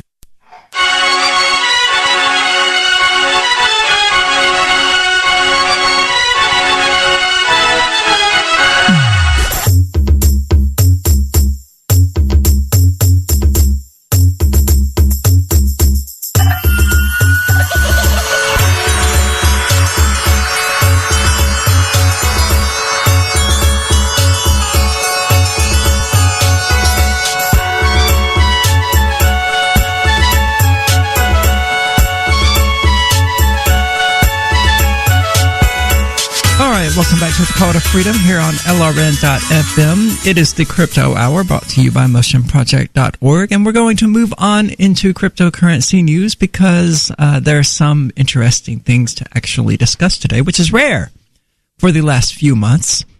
Apparently, however, a Chinese government-controlled Bitcoin alternative is reportedly in the works. Now, this is no surprise whatsoever, considering their social credit system that they've now imposed. Oh, yeah. So, of course, they would want a cryptocurrency, a digital currency to which they could tie that and prevent people from getting food or being able to use any sort of money if they displease the Chinese government. Oh, it's a mess over there. In the midst of a Sino-U.S. trade war, I think that's a bit hyperbolic. The People's Bank of China is working to develop its own cryptocurrency prototype. It apparently believes the centralized digital asset can ultimately trump Bitcoin and perhaps even the U.S. dollar. Good luck. Yeah. The government of China has been infamously hostile towards cryptocurrency-related economic activities like crypto trading, mining, peer-to-peer loans, and ICOs. But this doesn't mean that the Chinese government disapproves of the underlying idea. Well, of course they don't. A centralized digital currency that they control and they can, activate and deactivate your accounts with the flick of a switch? Why wouldn't they love that? Although Xi Jinping's administration, which I almost certainly did not pronounce correctly, bite me, has done much to kill the domestic cryptocurrency market. It's currently at work developing its own secure blockchain-based digital cryptocurrency. Reports reveal that the People's Bank of China has registered 78 digital currency patents, of which 44 are blockchain related since at least 2016, ranking the PBOC as the fifth most prolific patenter in the space, as has been reported by China's IPR Daily. Further, the People's Bank of China has been actively hiring developers and economic specialists for its Beijing-based Digital Currency Institute, whose stated goal is to issue and distribute a blockchain-based currency. You know, I find this interesting that they're trying to develop another cryptocurrency because there's still some fundamentals that have not really been worked out, from what I understand anyway, in terms of scalability. And for a country to try and get on board seems just kind of like way too soon until those problems are solved, unless they're working on solving those problems. Yeah. Well, the scalability issue with Bitcoin is one related to early attempts to prevent DDoS attacks. They wanted to make them prohibitively expensive, so they required a minimum blocks or a maximum block size. I don't recall now. I think it was a minimum actually. And the goal was to make it prohibitively expensive for people to launch DDoS attacks on the Bitcoin network. And as a result, we have these block size definitions now, which creates a bottleneck of how many transactions can fit into a given block and how many transactions a miner can process at a given time, instead of allowing free market mechanisms such as processing power to determine how many transactions are being processed. It benefits the miners and screws over the actual users of the cryptocurrency. They may not have that problem. They probably will, because they don't care and they probably don't see it as a problem. But proof of stake also does not have that exact problem. And I could see a central bank preferring proof of stake as a mechanism for using its coin. Actually, no, let me back that up. I don't. I could see them being okay with it if they were the only ones receiving the stakes. But I don't see them being okay with people getting the cryptocurrency, holding it, and having it produce stakes for them. To me, they want to control the inflation, so maybe they would be the only ones with the miners. But moving on. Why would they even need miners, though, at that point? If it's centralized, what's the point? Good point. The project was originally conceived by the People's Bank of China's deputy governor, not going to attempt it, with the intention of protecting China from Bitcoin as an asset it couldn't control. In contrast with the decentralized digital currencies we know and love, the People's Bank of China's alternative could, in fact, allow the Chinese government to exert even greater control over the lives of this country's citizens. Well, yeah, that's the point. That's why they're doing it. I mean, weren't we discussing it last week? The whole, you get a chip and then you can have it activated, deactivated at a moment's notice. I mean, that's not chip. Yeah. Well, yeah. Ideally, are you talking about like tracking chips that implanted in the hand? Yeah, but it would also ideally control economic matters. Like it would have your cryptocurrency address embedded in it. You scan it, and it automatically sends and receives from you, which sounds so convenient until we really think about the fact that seems irrelevant at this point to me. But yeah, okay, yeah, it does, because it's not like it's hard to whip out. I paid Dash for this tobacco I bought earlier. It was instant. It was super convenient. And I only did it. I didn't want to spend my Dash, but I totally forgot all of my cash at home, and I was like... Was this at Corner News or another? It was. Okay, cool. It was. They're the only place that accepts crypto at which I can buy tobacco. There's another place in Keene that also, I believe, sells tobacco and really such products. I like Roberta's, so I would stick with Corner News anyway. Yeah, there's two places, actually. So she's snarky. I like her little sell that she's having about the end of freedom. Oh, yes, that's pretty entertaining. For those who are unaware, the city of Keene has passed a new ordinance mandating that you cannot sell or provide tobacco or nicotine-based products to anyone under the age of 21. And the Corner News, I don't know what her political leanings are, but she certainly seems to lean toward libertarian philosophy. They accept cryptocurrency, and it's the Corner News, and they're having a 20% off sale for anyone between the ages of 18 and 21. Of course, this will end on January the 1st when the actual ordinance goes into effect. But that's okay, because on January the 3rd, I will be out in front of the city council building giving away cigarettes to anyone, no ID required. I like it. Because the only penalty for this is like a $50 fine for the first offense. There's no risk of jail time or anything. Cops are just going to show up, issue me a citation, I'm going to keep doing it. And it should be great. I wonder if they'll issue you another citation when you keep doing it, or if they'll just let it go at one, or I wonder how that will work. I'm curious as well to find out how that will work. I think it's going to be interesting, and I think it could actually lead to my arrest, because I think if you're doing something illegal and they ticket you and you refuse to stop doing that illegal thing, I think at that point it becomes some other offense. Wouldn't you think? I'm not sure. Certainly, I need to ask. Since time began, tyrants have taken aim at personal liberties. Now there's a movie that aims back. The government has no more right to tell us what to put in our bodies than they have to take our guns or tell us what books we can read. 6 drug police were eaten by bears while raiding a marijuana farm. On your knees, you dirty hippie! Jesus. On your knees! What's the problem, officer? Today, many cops who enforce pot laws do so only because it provides them with cushy jobs, good benefits, and a chance to push people around. I was an undercover narcotics officer. The drug war is nothing but a farce. The Second Amendment says you got to keep you and your gat intact. Guns and Weed, The Road to Freedom.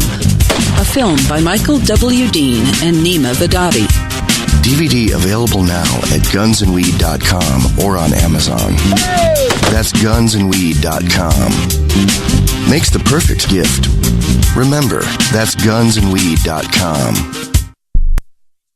When you hear the word lobbyist, you probably think about greedy corporations, but not all lobbyists are the same. Some are fighting for the freedoms you hold dear. Liberty Lobby LLC is doing just that in New Hampshire, working hard to represent you, not some special interest group. You can help by going to libertylobby.info, where your contribution will give us the tools we need to ensure that your voice is heard. Visit libertylobby.info today to find out more.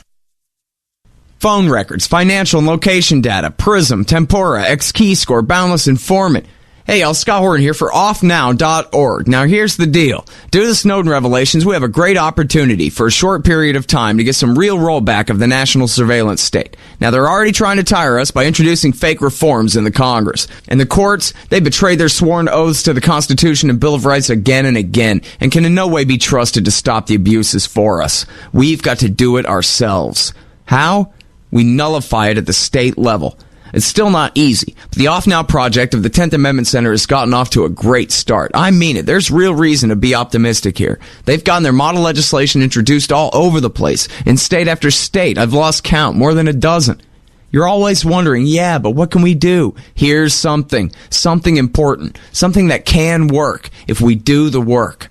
Get started cutting off the NSA support in your state. Go to offnow.org. LRN.FM now has a Discord. Discord is a free text and voice chat platform, and we now have our own server with a bunch of channels at discord.lrn.fm. You can join other listeners as they chat about various things during our live shows, or anytime, day or night. Discord software is available cross-platform, so you can have it on whatever device you want and take your chats anywhere. Join our Discord at discord.lrn.fm. That's discord.lrn.fm. So the protection of life, liberty, and property is what the Free State Project is all about. But it's an effort to move 20,000 people who understand. It's about demonstrating to the entire country that, yeah, we can have a free market, a truly free market. Making it just a freer, great place to live. It's the world's largest voluntarist libertarian community, and it's only getting bigger. That's amazing, to be able to move to a place where other people passionately believe in being free and independent. What the Free State Project is managing to to do, though, is to put their money where their mouth is. It's physically getting up across the country and saying, let's go someplace and let's demonstrate the power of these ideas. There's a lot of kind of philosophy that surrounds liberty. There's a lot of thinking about it and talking about it. But here in New Hampshire, people are doing it. 101 Reasons Liberty Lives in New Hampshire, a documentary by Free State Project Early Movers. Watch it free at 101reasonsfilm.com. 101reasonsfilm.com. Now you can follow LRN.FM on the decentralized Mastodon social media platform at toot.lrn.fm, toot.lrn.fm. You are listening to the Call to Freedom on LRN.FM. आप सुन रहे हैं स्वतंत्रता की पुकार सिर्फ और सिर्फ LRN.FM पे।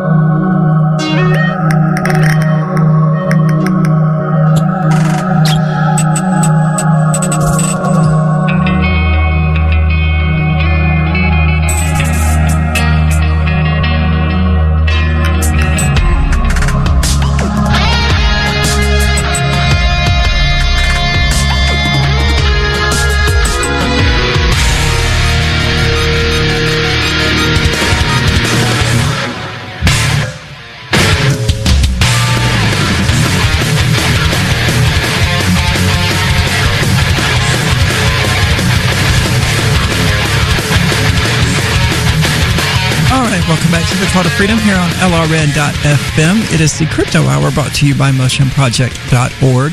Again, that's motionproject.org, allowing the creation and facilitation of various projects of many different descriptions. So go check them out and see what's available for you to fund and help kickstart using cryptocurrency. Well, we've been discussing the Chinese government's attempt to, what's the word I'm looking for? Absolutely rule over their citizens. And it's actually worse than what we've even been discussing. The current deputy governor of the People's Bank of China, another name I won't attempt to pronounce, announced earlier this year that once implemented, the Chinese-controlled cryptocurrency would replace the country's fiat currency. I don't think they know what fiat means. And would ultimately help the bank curtail risks associated with money laundering and other crimes. So once again, I would like to point out to the world and to all economic people invested in currency and cryptocurrency that fiat means by decree. It does not mean paper. It does not mean government issued. Not strictly speaking. It usually is government issued, but that's not necessarily the case. It simply means that the government has said this is the currency of the realm. So the People's Bank of China releasing a cryptocurrency saying this is your currency, it would, by definition, be a fiat currency. It's essentially a state-granted monopoly over currency. And that's what it means. That's what the word fiat means. A lot of people seem to think it means paper. Wouldn't that be more like hard currency? I think that's usually what people mean when they say hard currency. When I think of hard currency, I would think of like gold coins. Oh. Gold and silver bullion. Yeah, maybe. But I don't know. At any rate, or hard fiat currency? Yeah. Maybe hard fiat currency. At any rate, it's certainly not paper. Some of the patents filed by the People's Bank of China reveal what the Chinese government has in mind for the future. According to a Bloomberg review of recent patent filings, the government not only wants to track its citizens' everyday transactions, shocking, but aims to force banks to share all data related to potential borrowers before authorizing any type of transaction. Also, the People's Bank of China would immediately be able to prohibit any financial institution from dealing with blacklisted companies. And presumably, although the article doesn't specify, blacklisted citizens, those ones who have lost too much social credit from criticizing the Chinese government, or, just trying to be free individuals. Ideally, they would, not ideally, but I imagine that they would be blacklisted as well. It's a new way of manipulating and forcing and coercing their people into absolute, unquestioning obedience. And I think that's the problem with socialism. That's the problem with statism. It's the problem with statist communism, whatever words you would like to use for it, fascism, bureaucratism, whatever we would like to call it. The problem is that if you have this entity that is able to control your life, then you're kind of at its mercy. If it can tell you, no, you can't travel, you can't buy food, you can't own a home, if you do any of these things, and it actually has the power to prevent you from doing those things, then you are a slave. It does. I was just about to say, like, it sounds to me like you're describing somebody who is a slave. Yeah. I wonder what the definition of slave is exactly. I mean, I would see that as being slavery. Well, I would certainly say that we're slaves here in the United States. I would agree too on that. But I mean, again, I would be curious as what is the word slave defined as? Is it something that is, is it defined more broadly, or is it defined more specifically? Because in different places, it probably is going to be defined differently. Like some people would call indentured servitude slavery, whereas other people wouldn't, because it's a contract that you're getting into with another party voluntarily, as opposed to slavery. I guess it's involuntary. I would say that involuntary is a critical aspect. I think of being a slave. I think certainly we're involuntary in terms of government because we don't really have a choice. Well, I think a person who voluntarily submits to the authority, to the ruling of someone else, isn't a slave because they've made that conscious choice. And even if they've made that conscious choice to enter into the relationship in a way from which they can never escape, it would be unwise to do so. But by that point, they've sort of submitted to that person's authority of their own accord. Mm-hmm. So I don't think the word slave would truly apply to them. But of course, there are competing definitions for the word slave. A person held in servitude as the chattel of another. It's not a word I've... Chattel slavery? Yeah, I guess so. I've never had to pronounce it before, so... Yeah, I mean, there's different types of slavery. One that is completely subservient to a dominating influence is the second definition. That would definitely describe government and your position within society, or all of our positions within society. The third is one that we'll both enjoy. A device that is directly responsive to another, such as a printer of a computer. And that's it. That's all it gives us. That's Merriam-Webster. That's kind of funny. Not terribly, right? That's actually been censored from certain places. Really? But master and slave drives in particular is kind of critical terminology. In like software now, like certain languages are like removing those words and they're changing things and deprecating those terms, like when they're used within. Yeah, they should call it dom and sub instead. Like, this is not the master drive and that's not the slave drive. This is the dominant. It's absolutely drive, insane. That's the sub drive. It's just going to make it harder or more convoluted for somebody to understand and learn to program. Cambridge gives us alternative definitions: a person who is legally owned by someone else and has no personal freedom. Well, I like that definition because it involves pretty much every American citizen and every citizen here on the earth who is not part of the state apparatus.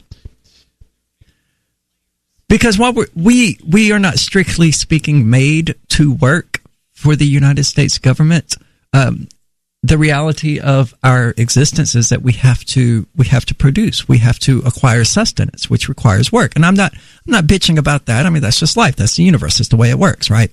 You have to do something. No biggie. The part where it becomes slavery is where the government says, okay, well, you produce this thing, so we're going to take it. Yeah. So if you work, you do have to work for the federal government. Yeah. I mean, otherwise they're going to hit you with tax. When there's some sort of monopoly and you have no other choice, certainly, as at least the federal government is certainly the case. Definitely, it seems like it's slavery to me. It definitely is. And I'm not a fan of any form of slavery. That's why I'm against the American prison system, because that's all we do. Oh, yeah. Definitely a good example of slavery. It's the last remaining legal form of slavery in the United States, actually. It is. And it's actually in the Constitution that it's excluded from being you're excluded from, that's excluded as the only exception for slavery. Yeah, and I'm surprised more people don't get on that. I mean, what did we do? We abolished slavery, and then we passed a bunch of laws that put black people in prison. Didn't slavery come out of, actually, the prison system in the first place? I have no idea. Are you a cryptocurrency advocate? The Crypto Tip is the ideal outreach tool to help new people discover cryptocurrency. It's a printable business card-sized tip that you can give to service providers, preferably in addition to a good cash tip. When the server scans the QR code, it'll bring up an explanation of cryptocurrency, how to install a wallet, and allow them to claim the tip. If they don't claim the crypto, you get your tip refunded to you after a time period you specify. Plus, if they do claim the tip, you get an email alert. Create as many tips as you want at cryptotip.org. That's cryptotip.org.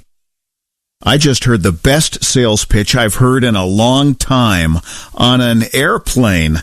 The flight attendant announced, "If you paid more than $75 for your round-trip ticket, you overpaid."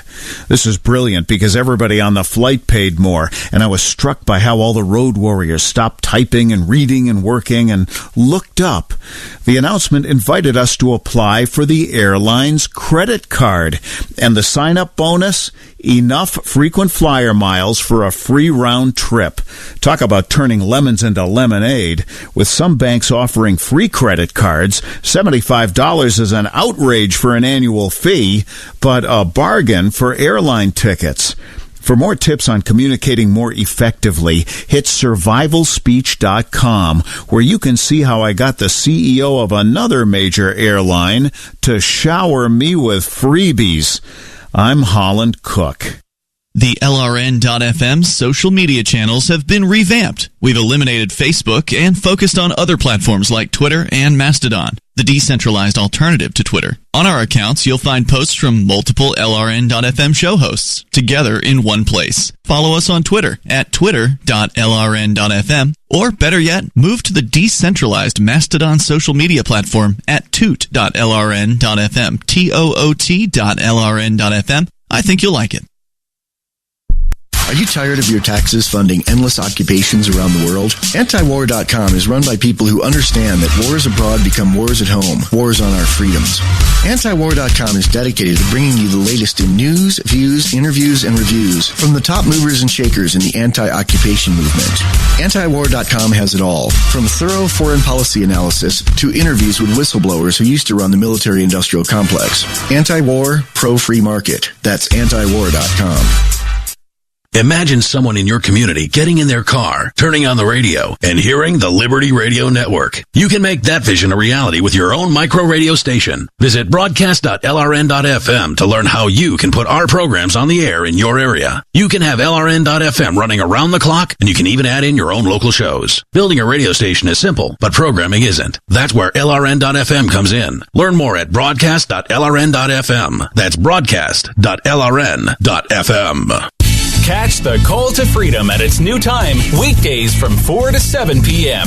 The Call to Freedom is the only live drive-home call-in show in the U.S. with a segment devoted to cryptocurrencies. Crypto Hour, brought to you by Helium.com, live from Vertcoin Studios in New Hampshire. Learn about what makes cryptocurrencies so great and why you should care about them. Updates on new coins and ICOs, and warnings of scams. Plus, hear from traders, whales, developers, and big names in the crypto world. You can also win crypto coins or tokens every episode. Just listen for the faucet sound and be the fifth caller to get free Dash, Litecoin, Vertcoin, Verge, or other cryptocurrencies. The Call to Freedom with Will and Aria, featuring Crypto Hour. Broadcast internationally through our BitPlus network satellite. Weekdays from 4 to 7 p.m. on LRN-FM. This is the Liberty Radio Network, broadcasting the latest liberty-oriented audio content 24 hours a day at LRN.FM. You are listening to the Call to Freedom on LRN.FM. Unasikiliza wito wa uhuru katika LRN.FM.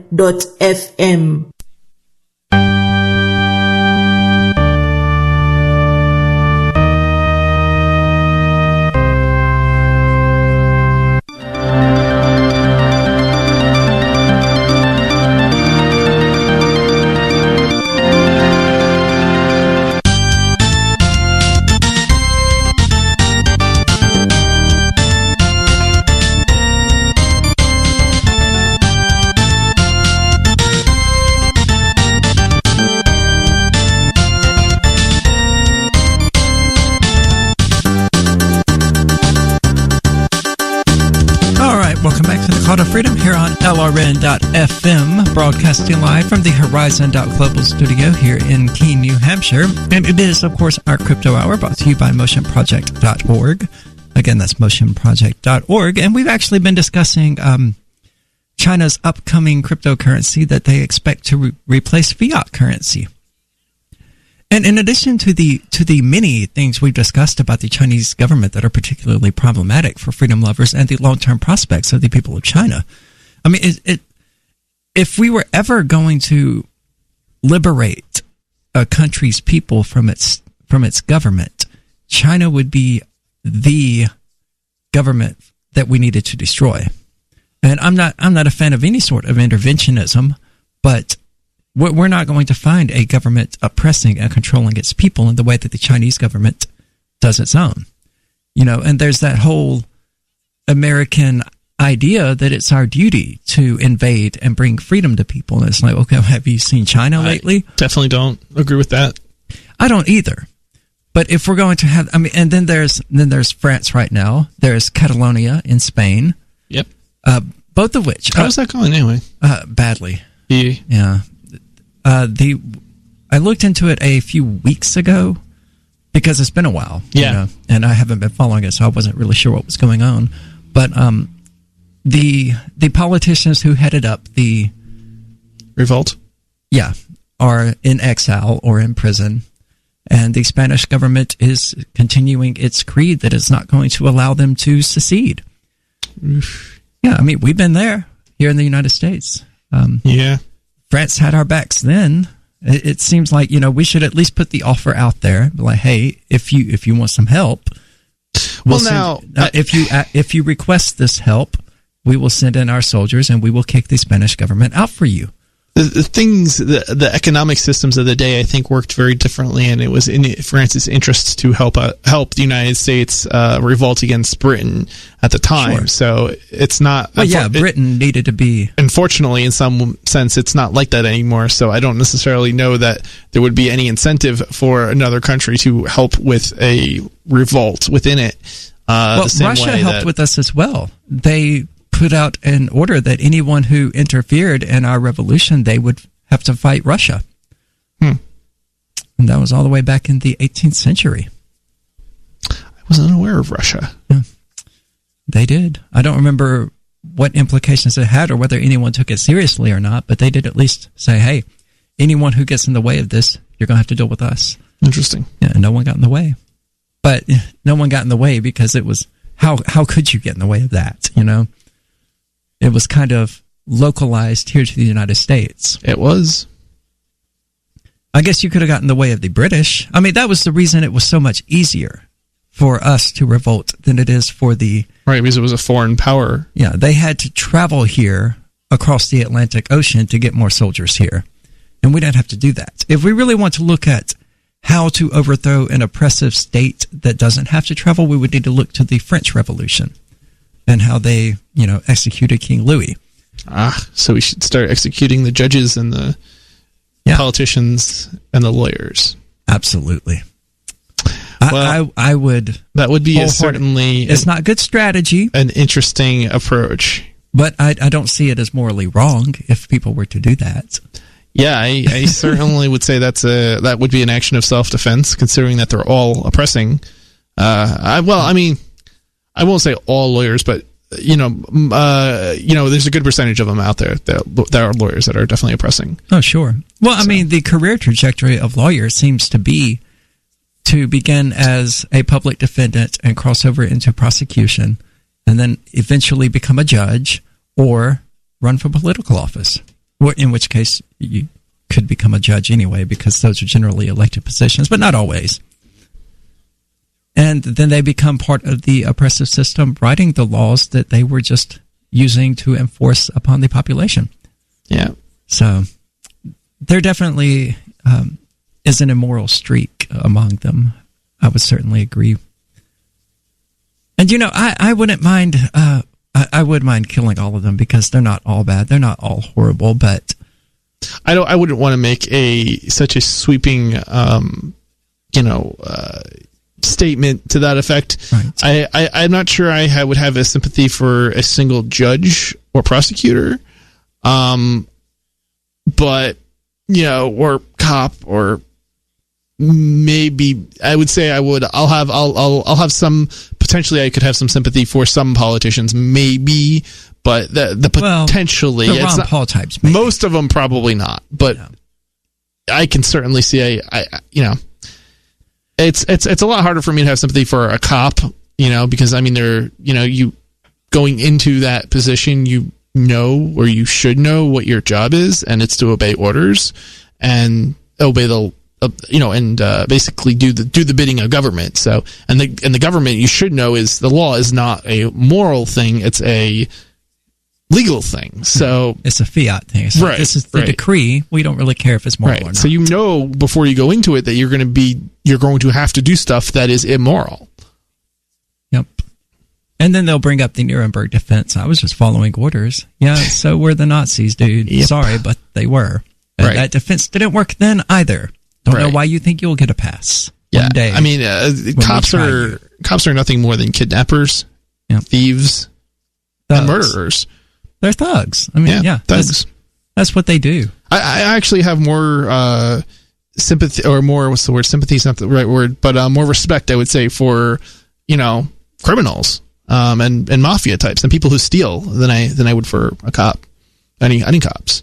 I think, would certainly agree, because cops think they have a larger attitude problem. No one joins the mafia and enforces protection fees and things like that, thinking that they're doing the good of society. Right. If somebody's going to rob me, right, I would. They're not going to go around saying, "Oh, they're doing it for my own good," right? That's just ridiculous. Whereas the cop is going to lie to my face, and he's going to tell lie after lie after lie, and it's like, wait a minute. Half of what you said that's all it was a lie and stuff that you made up. And then the other half was also a lie in that you're doing it for my own good.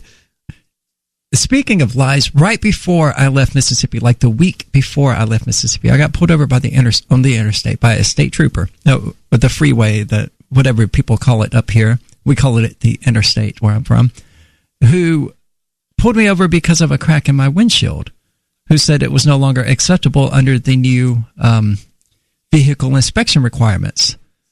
Mississippi abolished its inspection sticker requirements in 2016.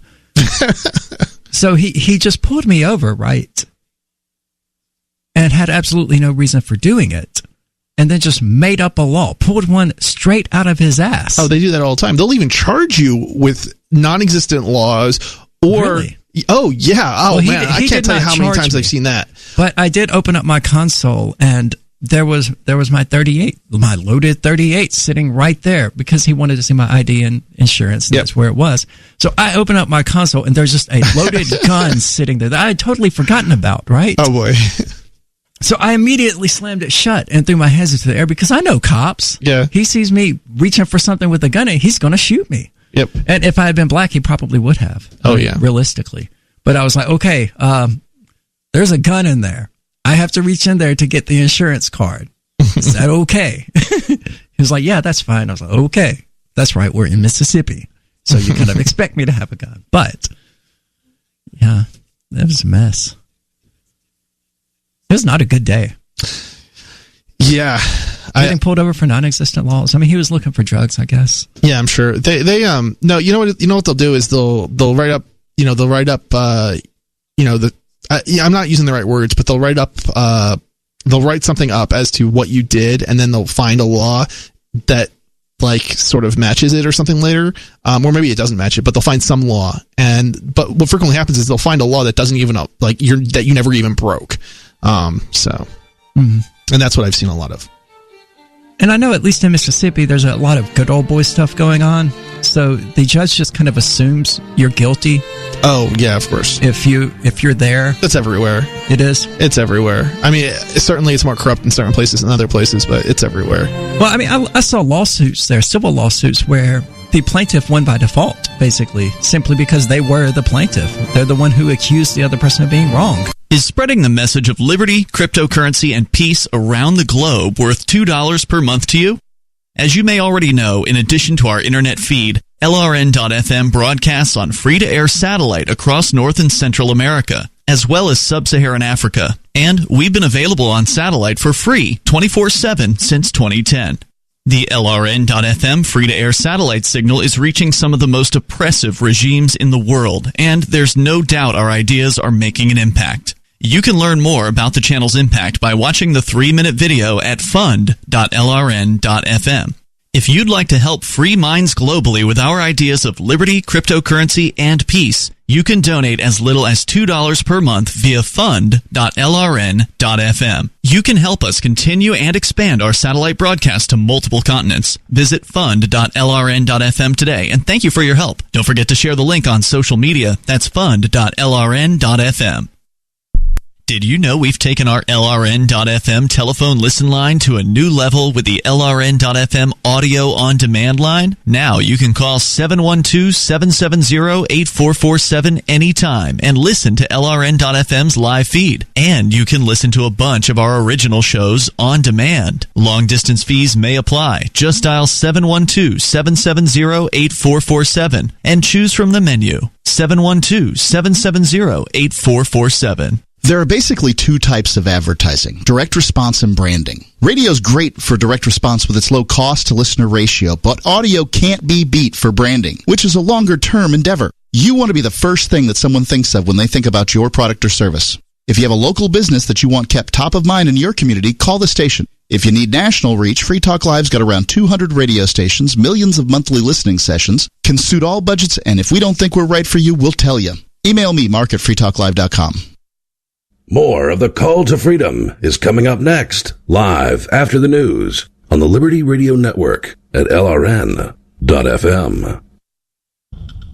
From Keene in the Shire, the Liberty Media capital of the world, this is Daryl W. Perry, host of FPP Radio News for Tuesday, December 18th, 2018. Silver is trading at $14.65 per ounce. Gold is valued at $1,249 per ounce. Zen is trading at $5, and the average price of Bitcoin is $3,539. Antiwar.com reports, speaking on Monday, U.S. Special Envoy James Jeffrey confirmed that the U.S. is no longer demanding regime change in Syria and is not actively trying to force Syrian President Bashar Assad from office. That said, the American goal is a regime that is fundamentally different, even if it includes Assad. Jeffrey said Assad must accept such a compromise because he has not yet won the Syrian war. The U.S. has long demanded regime change as part of the end to the Syrian war, and even in staying in Syria militarily, officials have conditioned leaving on a successful transition and insisted that Assad could not be involved. Now there's resignation that Assad will stay, but Jeffrey says the U.S. and its allies are prepared to withhold any aid to reconstruct Syria unless there is some assurance that the changes they are demanding are implemented.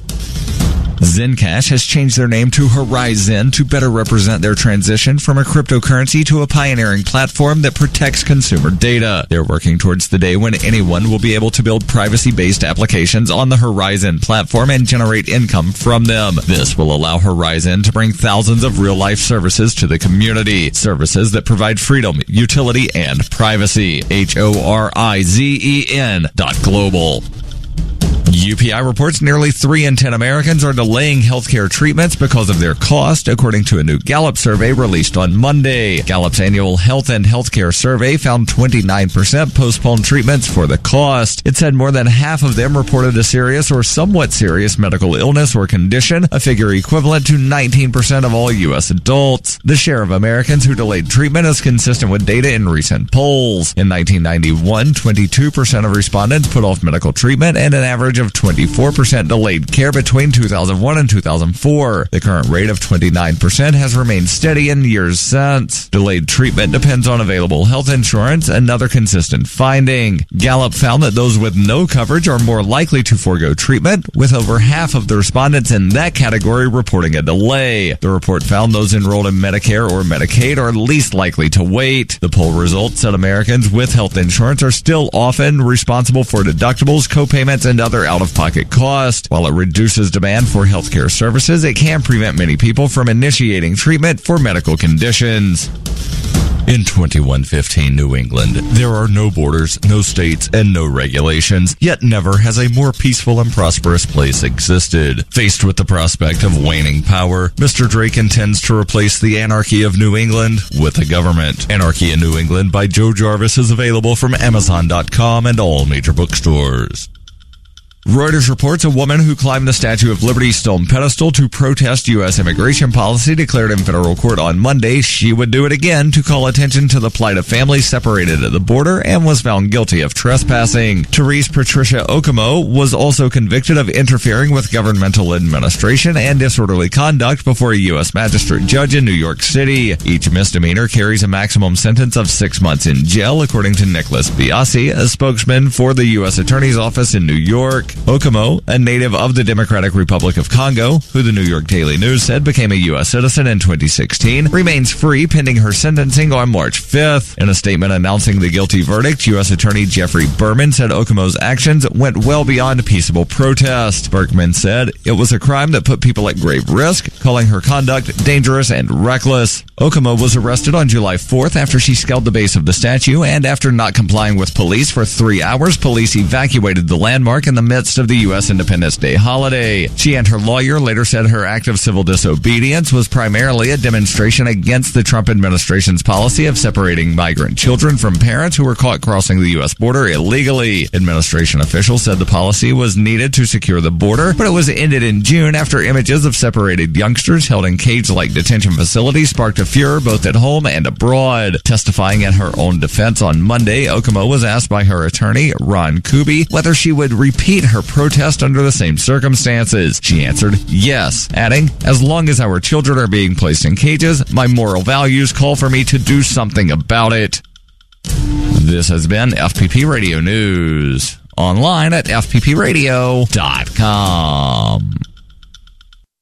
This is the Onion Week in Review. A month after the death of leader Kim Jong-il, North Korea's 24.5 million citizens have returned to their regular daily routines this week, holding a festive synchronized disco jump rope gala in Pyongyang's main public square. Life in the hermetic communist nation is reportedly beginning to normalize following the protracted mourning period, with citizens once again donning their brightly colored uniforms and performing intricate gymnastics routines in perfect unison. It is an inspiring sight to see so many loyal citizens find the strength to unfurl their long silken streamers and do dozens of tandem backflips set to dance music. Observers reported that new North Korean leader Kim Jong-un nodded once in approval of the disco jump rope gala, signaling an official transfer of power. A recent study from the Centers for Disease Control finds that over 100 million children are being exposed to harmful levels of stupidity in their own homes. Hear the debate about secondhand ignorance on the next In the Know. This is the Onion News Network. You are listening to the Call to Freedom live on LRN.FM. تستمعون إلى نداء للحرية مباشرة على LRN.FM.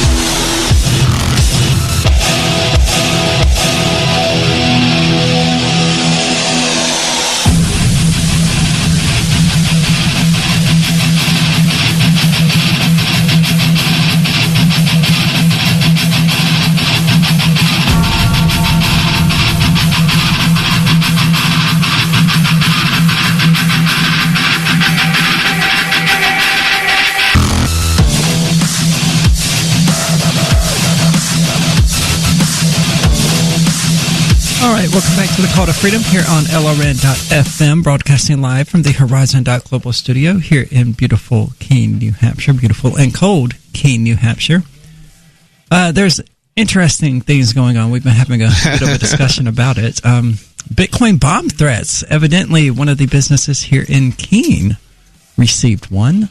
Now, for those unfamiliar, it's been cropping up recently in Hong Kong, the United States, and Canada.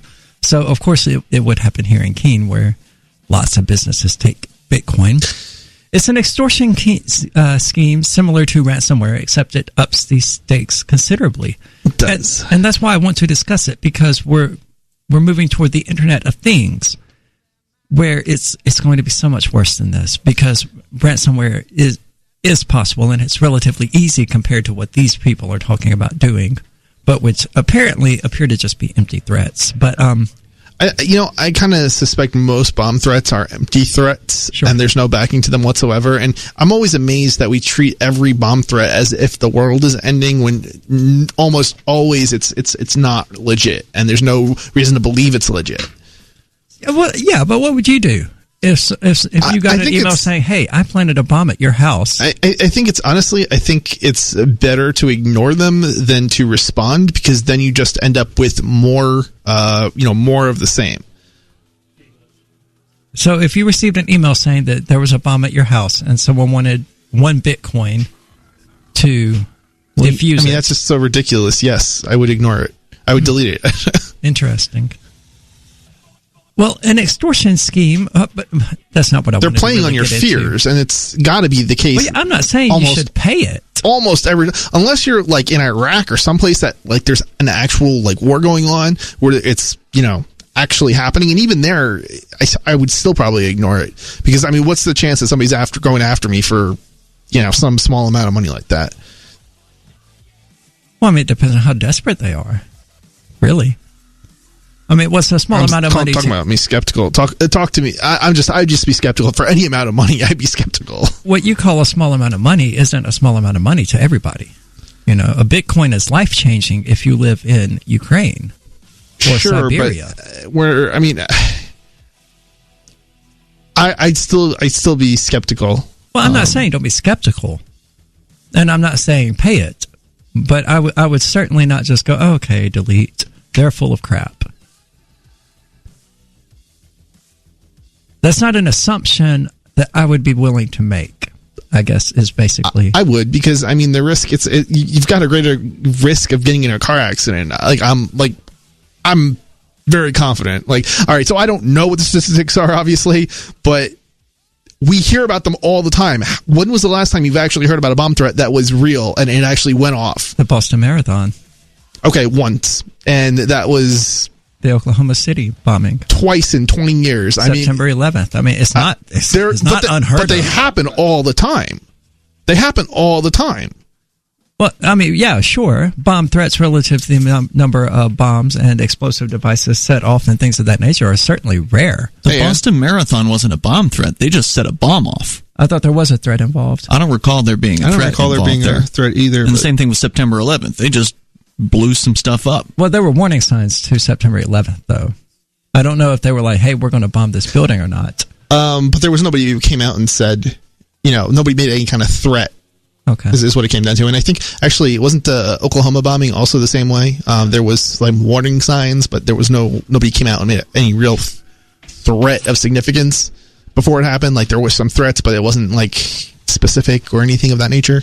I'm not sure. And I'm certainly willing to see that regardless of, whether there were threats or not, the number of bombs actually detonated is substantially lower than the number of bomb threats that happen on any given time. Schools receive bomb threats all the time, and they're always treated seriously, even though, to my knowledge, there has never been a school bombed in the United States. Right, and this is why I just think it's so ridiculous to react the way that we do, because all we do is encourage. But if we don't act that way, then we might end up with a lot of dead kids, and that's not a risk I'm willing to take. I think it's a small risk, and it's not even. Hold on, you're willing to take the risk of dead children? Yes. Ian, throw on a bumper music. I'm sorry, but I don't feel the need to baby anybody. I think it's ridiculous. It's irrational. It's illogical, and it's stupid to treat every bomb threat, no matter whether or not there's any evidence that there's any actual threat as real, when it's very, very, very, very rare. Well, see, I'm not. School shootings are rare too, but I'm not going to just ignore it if the 13-year-old emo kid says he's bringing a gun the next day. I don't know why you would. I think that's immoral, and I think you need to seriously reflect on the fact that you just said you're okay with risking kids being bombed. I think you need to reflect on that, dude, because that's psychopathic.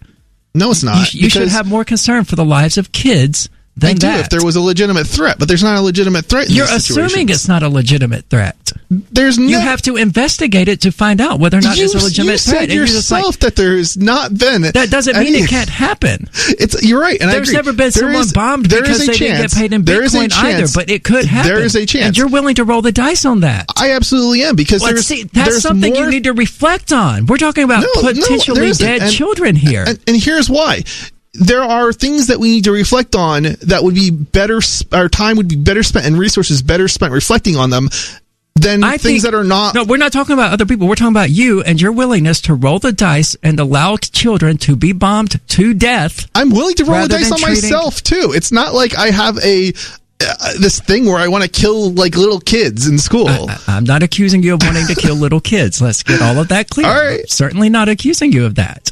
But that is a risk I don't think a person should be willing to take.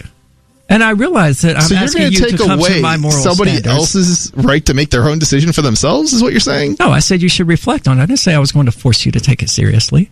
You have the right to not take it seriously, but I think you should reflect on it. Okay, so are you going to take money from me in order to have some cop go in and investigate something that's almost certainly not a real threat? Did I say anything about robbing you? Did I say anything about getting the police involved? True. None of that is necessary. Why are you putting these words in my mouth?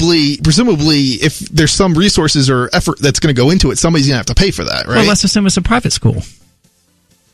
Okay. A totally private school. I'm not saying you can't investigate. I just think if I was sending my kid to a private school, I hope the private school wouldn't bother to investigate, because it's not worth the money that I'm spending to send my kid to a private school to investigate something like that. Now, if some kid, if there was some threat that somebody was going to shoot up the school, I think there's a better, it would make more sense to investigate something like that.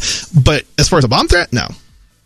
What if instead of shooting up the school, the kid was like, okay, I'm going to research the anarchist cookbook and learn how to make a pipe bomb and set that off in the school? Another thing I would pretty much ignore.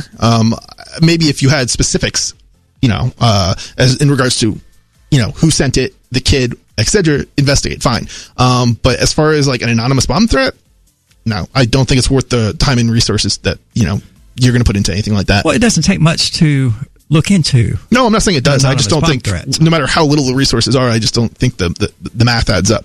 I think there's better things you'd be spending time on than that. I cannot possibly agree with that statement. If you want to save lives, there's certainly got to be other things that you could put your resources into that would actually have a greater benefit and reduce the number of people. This Your Family Today tip is brought to you by Ovaltine. Give your kids the nutrition they need to be their best. Visit us at ovaltineusa.com. Telling your child about healthy food choices is important, but showing her what to eat goes a lot further. Have her help create the grocery list, then bring her to the store with you. Picking out healthy foods together helps kids get in the habit of thinking about what they're eating every day. For more tips like these, visit us at parenthood.com/yourfamilytoday. Hi, I'm Derek J.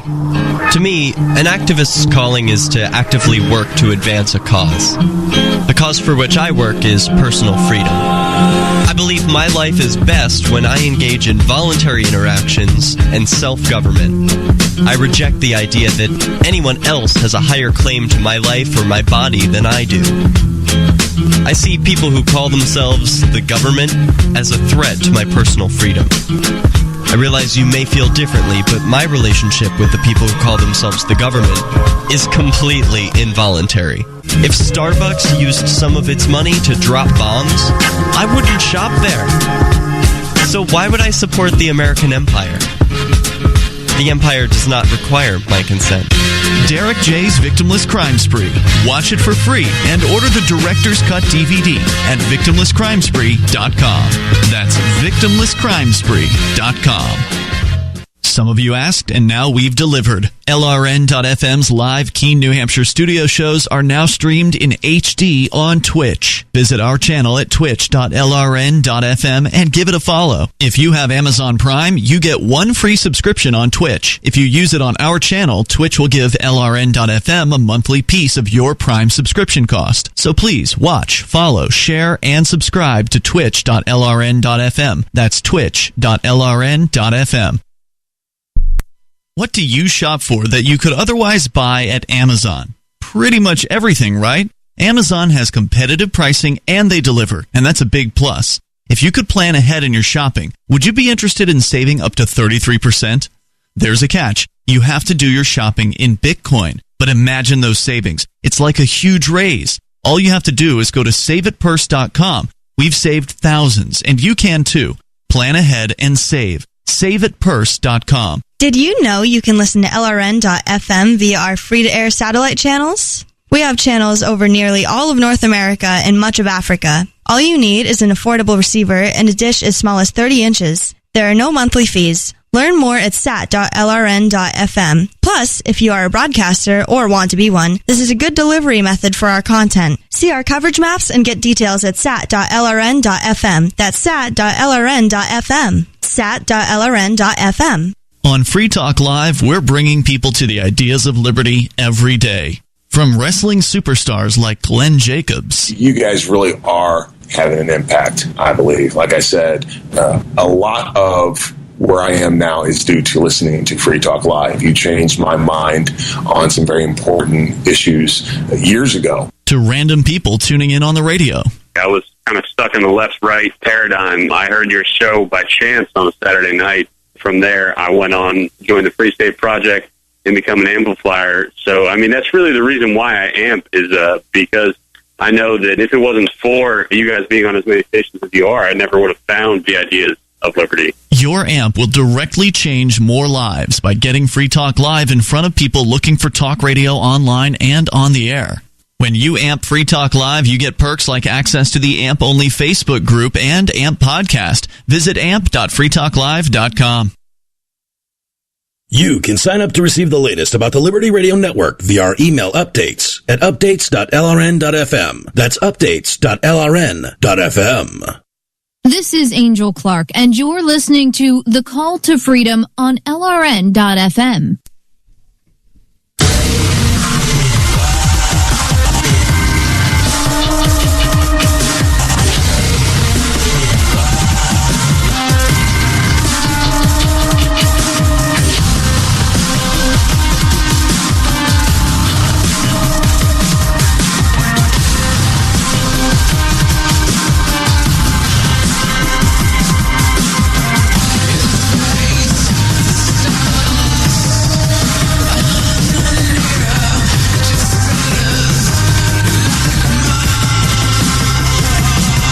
Welcome back to the Call to Freedom here on LRN.FM. We are broadcasting live from the Horizon.global studio and have been having a bit of a heated discussion about bomb threats and things of that nature. But we're joined now via phone by Rev, who I'm sure you're familiar with, joining us from, I think it was Florida. How are you doing today, Rev?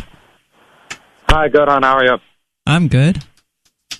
Okay, so I wanted to call in yesterday. But I'm going to talk about what you're talking about now here, too. But about the whole police thing, I found that really interesting yesterday, and y'all briefly touched on it today. Yeah, me and Melanie. So basically... Oh, I'm sorry. I'm outside. I hope it's not too noisy. Anyway, yeah, so basically my problem and why I think that cops are a-holes in general, even though some of them are much, much nicer, more reasonable people and officers than others, as I've told them to their faces, too, at different points in time, is that they basically have to, they're mandated, according to the oath they take for the state, to incarcerate people for victimless crimes much of the time, such as drug crimes and things of that nature that don't affect another person. So I just wanted to know you guys' thoughts on that. Yeah, honest people wouldn't become cops. Yeah. True. or if they did, they wouldn't be cops long. Yeah, good people don't go into that career path. I remember I got into it once with on a show with a co-host who ran for sheriff. True. Yeah.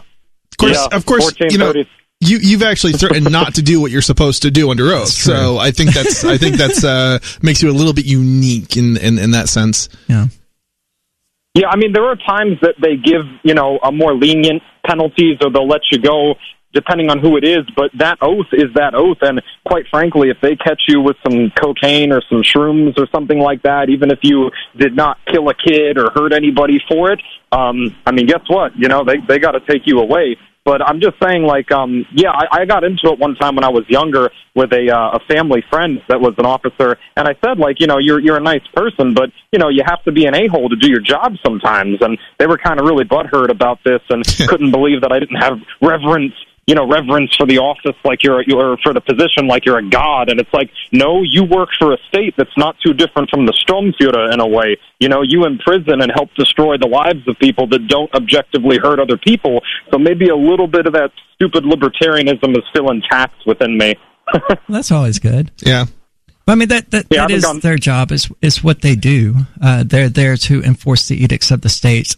Essentially, they are the local enforcement of the state's will, while the military is the foreign enforcement of the state's will. The only difference is who's being made what to do. I mean, that's the same thing with the... Unless you're in Mexico. Well, that's the same thing with the military. Is a lot of really, really good people, in the military, and some of them do it just because, they want the pension and so forth eventually, and then some of them do it because they really believe in the country and wanting to help people. But either way, I don't see how you're different. You're much different than, like I said, a Sturmfuhrer, if you're going and invading other countries and stuff like that when they pose no immediate threat to us. I haven't gone full 1488 like a friend of ours, but I'm pretty close. But then real quick to what the gentleman in there who's saying, and it's interesting that you guys have got a little heated, but still in a civil way. This is pretty interesting stuff. It's good radio, as a buddy of ours would say. But so what he's saying, correct me if I'm wrong, sir, but I think your position on this and why it might sound dumb to some people or just offensive to some people or whatever, but I don't think it's necessarily dumb or offensive, is I think you're really being as consistent as an anti-statist as you can be, it sounds like, in wanting to involve law enforcement in as little as possible. Am I correct in that assumption? No, the math just doesn't add up. I mean, I don't even think it has to do with law enforcement at all. It's just not something that it makes sense from any rational, logical standpoint that I can come up with to investigate something that is not. There's no credibility to the threat, basically, and it's something that I think even law enforcement would probably agree with me on, other than the fact that they actually have to pretend to do their job in cases where there is a threat, because if they didn't, then obviously it would. See, that's why I worry about you, Chris, because you say things like that, and for most people, this isn't going to be a matter of doing their job. It's going to be a matter of someone has threatened to kill these kids. We need to do what we can to ensure that doesn't happen. I would go, but there's no for the bomb. There's no for free credible threat. It doesn't matter. Someone has made the threat against these children's lives. I would gladly go and search out for the bomb, free of charge. It's a futile effort, because I don't want to risk children being killed. If you want to go after the person who made the bomb threat, that might sort of somehow make some rational, logical sense, right? But assuming we have no way to, because to investigate something that was never planted in the first place is just you have dumb. to investigate it to find out whether or not it was planted. When that's almost never happens. That's not an assumption. If there was some credibility, I get that. But there actually being a bomb, it makes sense to investigate a bomb. But if there's no credibility to it, why would you bother? Let me explain why. Because once upon a time, there was no credibility to the threat of a school shooting. Once upon a time, there was no threat. There was no credible threat of the United States dropping a bomb on you. There were all kinds of things that once upon a time, and but the first time they changed would be the death of children. So do you get what? that? There's so what? So many people die children have every been single bombed to day. death. What do you mean, so what? So what? There are so many people who die every day, children included, that those resources are better spent. We're not talking elsewhere. about children dying, though. We're talking about children being murdered in a way that could have been prevented and avoided if we just took it seriously. There's a cost to everything. What is the cost of one dead child to you, Chris?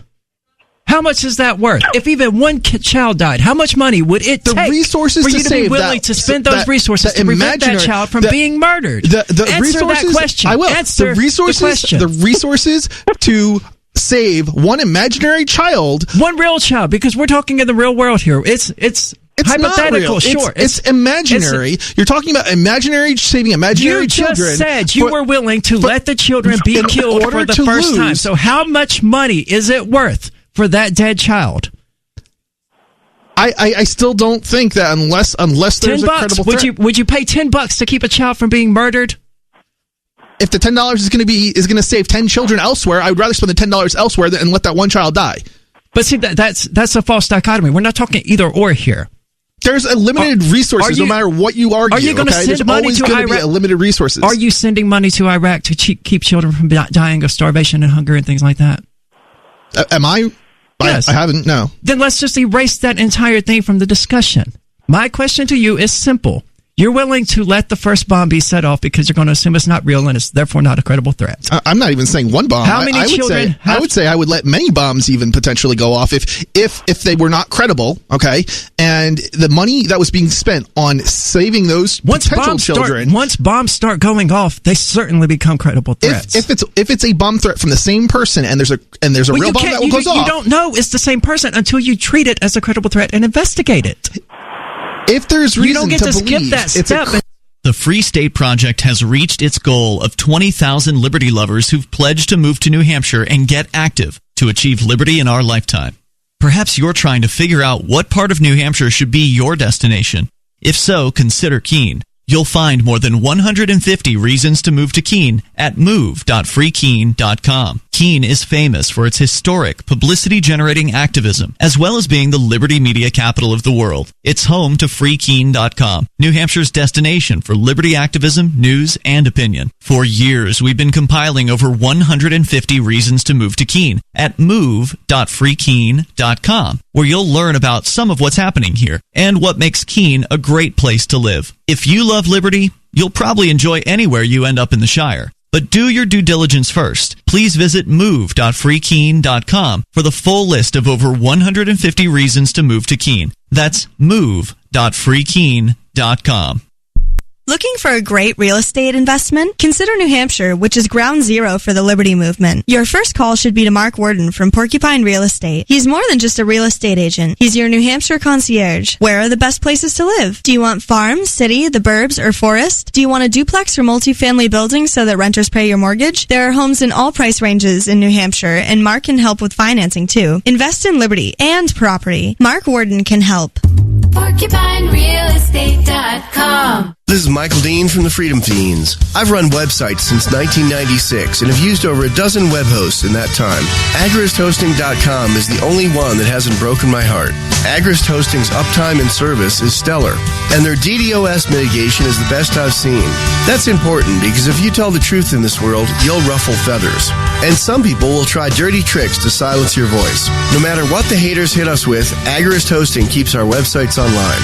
If you have a mission-critical commercial presence or a world-changing activism site, you cannot tolerate any skullduggery. So go with AgristHosting.com. Have a WordPress or blog site, but you're not satisfied with performance or uptime? Or just want raw hosting? Want to pay with Bitcoin? Agrist Hosting specializes in high-performance hosting with personalized service.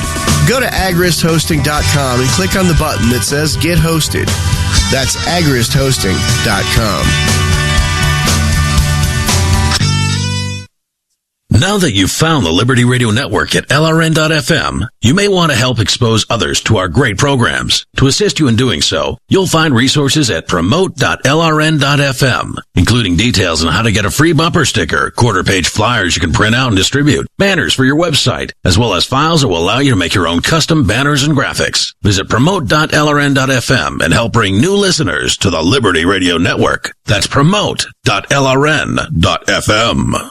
We have some good news. The indictments against Ross Ulbricht in the District of Maryland were dismissed with prejudice, meaning they can never be refiled. This is especially good because those indictments contain the only charge ever made that Ross engaged in murder for hire. This was a serious allegation that Ross Ulbricht denies. It was never prosecuted or ruled on by a jury, but was trumpeted by the federal government and the media as if it were proven fact. The Maryland court held these indictments for almost 5 years, poisoning Ross's case and leaving him under a cloud of unproven allegations. As explained in Ross's appeal to the Supreme Court, the fact that the judge used these allegations to give Ross a draconian sentence of double life without parole violated his Sixth Amendment right to a jury trial. Judges are required to issue sentences based on convictions decided by a jury, not unproven allegations never even charged at trial. Although this is a positive development, the dropped indictment will not set Ross free. Now, a presidential pardon is Ross's only hope of freedom. Sign the petition at freeross.org. freeross.org. What's up next? Visit the Liberty Radio Network program guide to find out at shows.lrn.fm. That's shows.lrn.fm. You are listening to The Call to Freedom on LRN.FM. تستمتعون إلى برنامج نداء للحرية مباشرة على LRN.FM.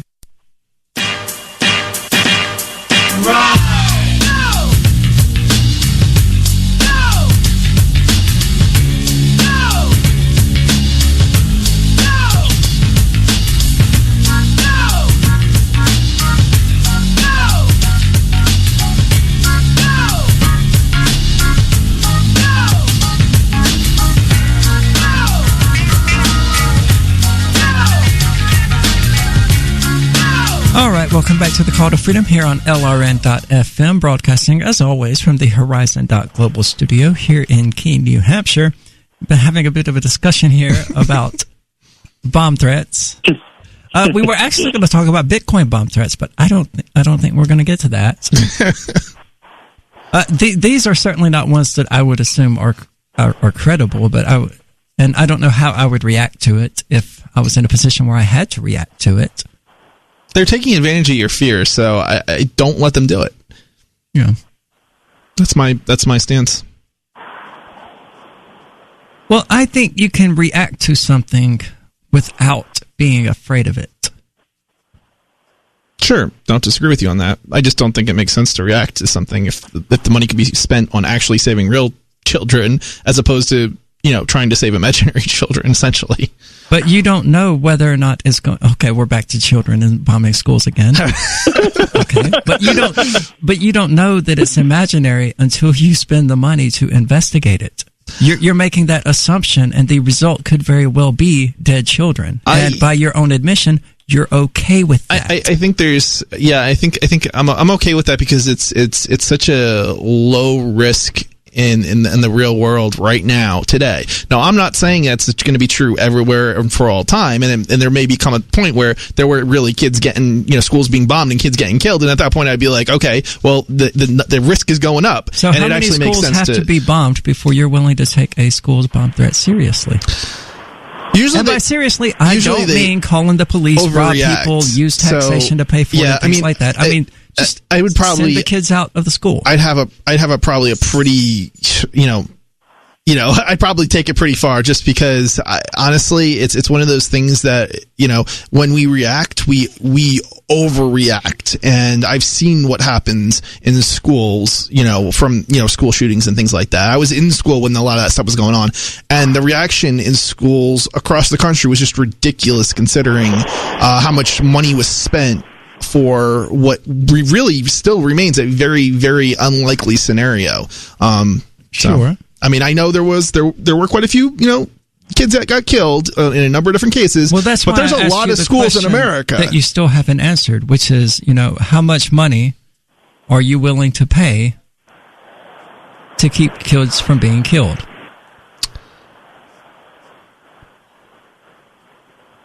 How much is too much? Are we talking about per child, or are we talking about, is it coming out of my own pocket for my own kid? Let's say per child.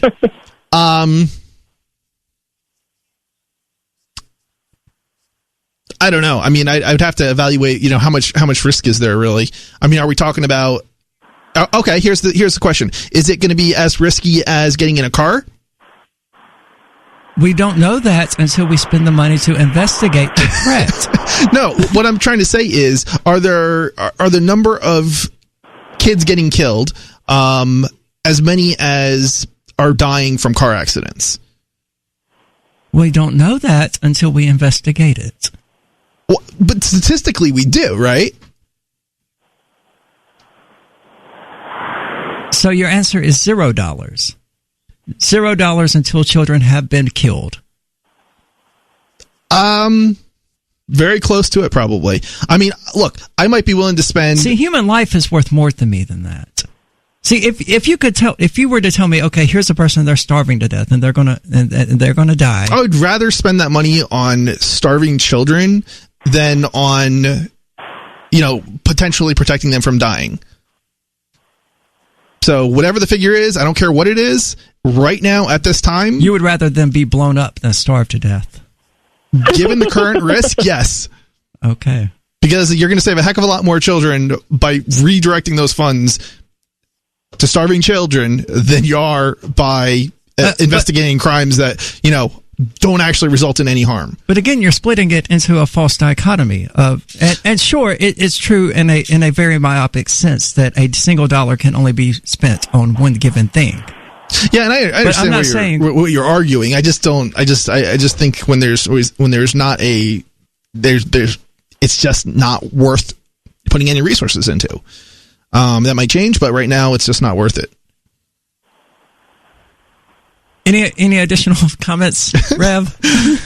Oh, yeah, I'll get off here in a second, but I'm just saying what's interesting to me is not to get too conspiratorial, especially towards the end, but I just always have to wonder, and again, I'm pretty anti-statist myself, but the thing is that, if they really want to prevent or stop so many more of these potential shootings, I don't understand why uniformly armed guards or officers or even just metal detectors and things of this nature are not being implemented in at least every public, taxpayer-related kind of school. It's almost like the state leaves this open so that it can slowly erode our gun rights and create division on both sides. I'm pretty partisan myself, obviously, towards the far right. But, it's like if they really, all this bomb threat stuff you guys are discussing, why not just actually hit the problem at its core? Like, they waste tax money anyway. Why would they... I can tell you why. It's dumb and stupid because the people who they hire will just run away and they actually do. The second there's an actual real threat. I mean, that's what we've actually seen. They just run and they say, well, I was trained to run because I can't defend the school. I have to put my own safety first. And I guess for whatever reason, this is law enforcement thinking. I have to wait for a backup and backup won't come, for another 20 minutes. And by that point, the kids will already have, wiped out half the kids in the school anyway. So why bother? Well, yeah, that seems, that does happen. I'm thinking about this in terms of armed teachers, because that to me seems like it would be the most obvious solution. Arm the teachers. And arm the students. Arm everybody, realistically. Hey, I am all for sending my kid to school with a gun. Yeah, absolutely, because that's how we stop shooters. You train them properly, and it doesn't even have to be loaded. A gun. Have some bullets in the pocket, whatever. I mean, that is how we stop shooters. You shoot them. So yeah, it's you don't have a gun. You're already there on site with the gun. You can put a stop to it. You don't have to have a 0-second response time. You just have to have access to, the weaponry, and enough people, and it doesn't have to be everybody. The last thing, if I could chime in real quick, Chris, what you said has been, demonstrably true at least part of the time, and you have had some a-hole law enforcement officers, like the a-hole at Pulse, that there were conflicting accounts that he ran away when the a-hole Muslim self-hating guy was, shooting all the people. But there have been, to be fair, as much as we all may hate law enforcement on the merits philosophically, there have been some pretty courageous and well-trained law enforcement, military, and even private security people that have risen to the occasion. And it also does not dispel, again, why not just put in metal detectors and have reserves nearby? I'll get off the phone. You guys have a good night. I'll be listening. I agree. All right, thanks for calling us, Rev. I do want to make one point. Thanks for listening to the show. I do want to make one point there.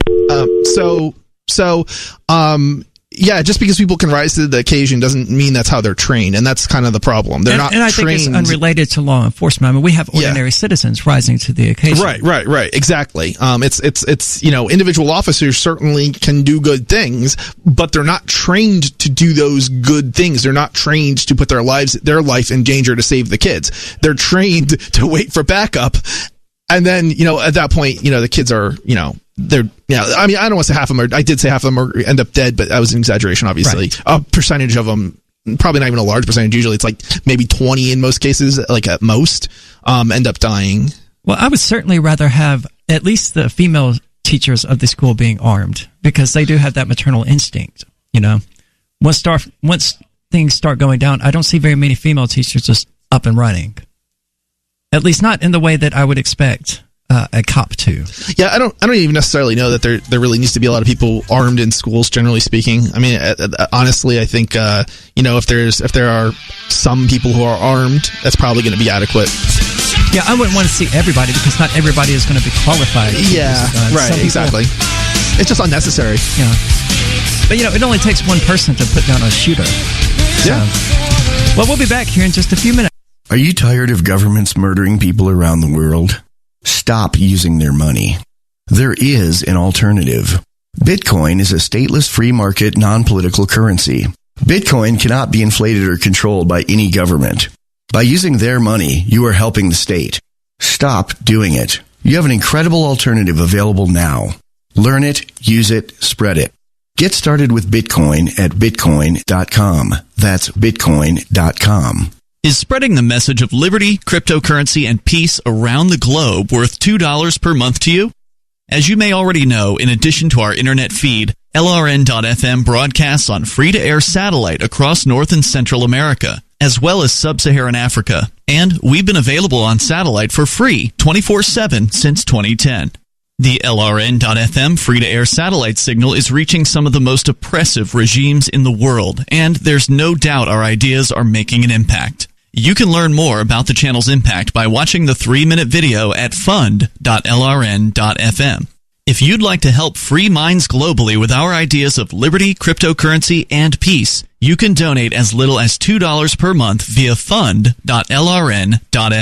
You can help us continue and expand our satellite broadcast to multiple continents. Visit fund.lrn.fm today, and thank you for your help. Don't forget to share the link on social media. That's fund.lrn.fm. LRN.FM is proud to announce our official listening apps for Android and iOS devices. Now you can easily tune into our streams anywhere, anytime on your smartphone or tablet. Just visit apps.lrn.fm or search for LRN.FM in the Android or Apple app stores. Please download, rate us 5 stars, then share the link on your social media and let your friends and family know how you're listening to LRN.FM. Download it now, free at apps.lrn.fm. I love My Magic Mud. I drink a lot of coffee. I had stains on my teeth. Then I found My Magic Mud, and I was told it would remove stains. So I paid attention when I brushed the first time. My Magic Mud is black tooth powder, and the difference it made in my teeth in one application was noticeable. With 4, my teeth were as white as you normal folks out there. Please go to mymagicmud.com and buy a jar. There's 150 applications for $25. You can use Bitcoin, mymagicmud.com. There are lots of ways to listen to Free Talk Live. Our podcast has been around since podcasts began, and now the FTL feed is loaded with content besides our full show archives. Did you know that we make it easy for you to customize your podcast subscriptions? We have different feeds, one that includes only our full shows, one with just the Daily Digest, and one with just the Edgington Post. You decide what you listen to. It's quick and easy to customize your feeds at feeds.freetalklive.com. That's feeds.freetalklive.com. Last month, the FDA approved Hallucex, a new class of weight loss drug that helps users avoid overeating by producing nightmarish hallucinations whenever food is around. Hallucex targets the brain's cerebral cortex, stimulating the centers responsible for fear and visual processing. Test subjects reported an unprecedented decrease in appetite and showed dramatic weight loss, with only 18% reporting night terrors or subsequent cardiac arrest. It's designed to make fatty and sugary foods even scarier. An apple just looks like it has fangs, but a milkshake will threaten you and your family by name. Earlier incarnations of the drug proved to be too powerful and produced mental states in which test subjects no longer believed that food had ever existed. An unshakable belief that the subject had to eat all of the food on the planet in order to prevent food from rising up and destroying the human race. Oh, you don't understand. I have to do this. Or the conviction that food could be negotiated with diplomatically. With the Lab Report, I'm Aisha Patel. This is the Onion News Network. Join the LRN.FM Discord for live chat 24/7 at discord.lrn.fm. That's discord.lrn.fm. You are listening to the Call to Freedom on LRN.FM. आप सुन रहे हैं स्वतंत्रता की पुकार सिर्फ और सिर्फ LRN.FM पे।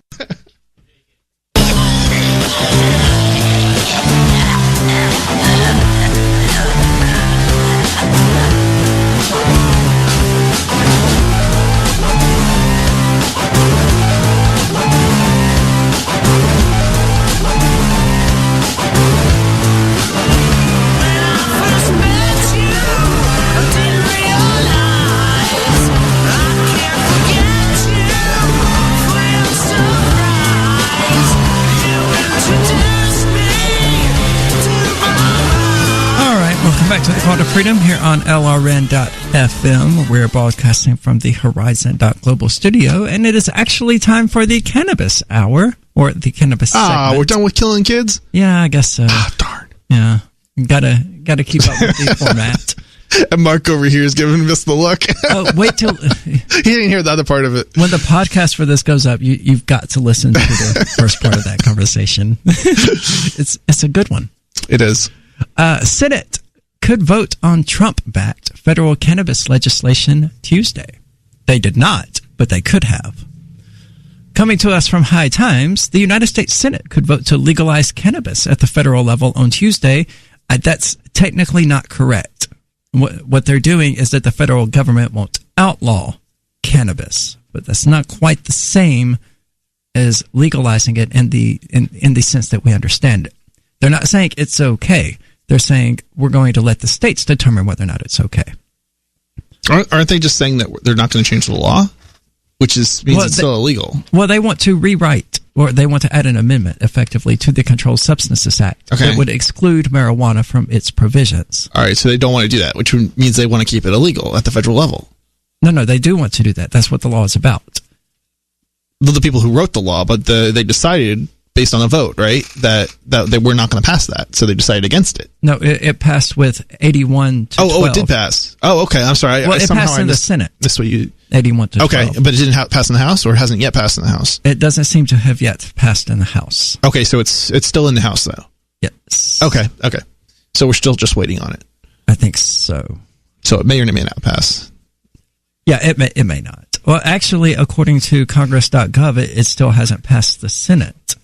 But what I'm just looking at says it did, and it gave me the vote totals. So I'm going to assume that since it's a .gov site, it probably hasn't been updated yet.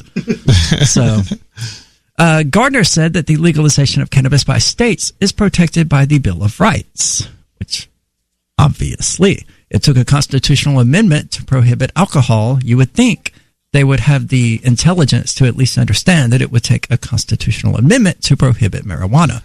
Fortunately, the Supreme Court didn't agree with that. Well, yeah, of course not, because the purpose of the Supreme Court is not to challenge the government, it's to rubber stamp and approve what the government does. Yeah, largely. Saturday marked the 227th anniversary of the ratification of the 10th Amendment to the Constitution, Gardner said on Monday.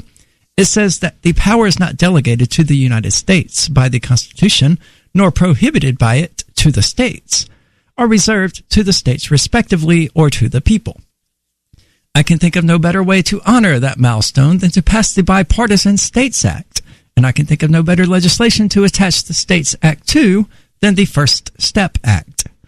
Oh, God, it's already giving me a headache trying to figure out what in the hell these people are doing. Why can't they just go, okay, we're passing a law, legal pot, done? Or let me even rephrase You want the Twitter version, huh? Yes, I do. If a law is longer than a tweet, I want them to burn it and write a new one that can fit within 160 characters. For what? Is it? It's 140? It's SMS. It's 160. Down? So I just assumed that. Interesting. Good to know. Well, even better. If it can't fit within 140 characters, if you can't condense it to a single sentence, our government should not be doing it. Well, they shouldn't be doing it. They're just going to give you run-on sentences then, right? That's what they do now. Yeah. I mean, have you seen some of this crap? You can actually pull up the text of the bill here on the Congress.gov website, and this thing right here that I'm looking at is just one giant freaking sentence that doesn't make any sense to anybody. Check it out. Section 409 of the Controlled Substances Act 21 U.S.C. 849 is amended in subsection B in the matter preceding paragraph 1A by striking a person and inserting except as provided in subsection D, a person, and B. What use is this to anyone who is not already insane? Because you got to be insane to be like, okay, this is referencing this, so I need to go back and look at this and see what this is referencing. Oh, but this is striking this part of subsection C and adding this part here. And okay, look, we need tweet laws. That's it, man. Take all of this crap that you've written here, give it to Trump, and say, tweet this. Done. That's the law. That's what you vote on. Donald Trump's tweets. We would vote no on everything, but that's okay because that's what I want. Yeah. Yeah, that's yeah. I mean, it's relatively short as far as bills go. It looks like it would be 3 pages, maybe, if printed. Oh, that's nothing. Yeah, I know, but it's all that.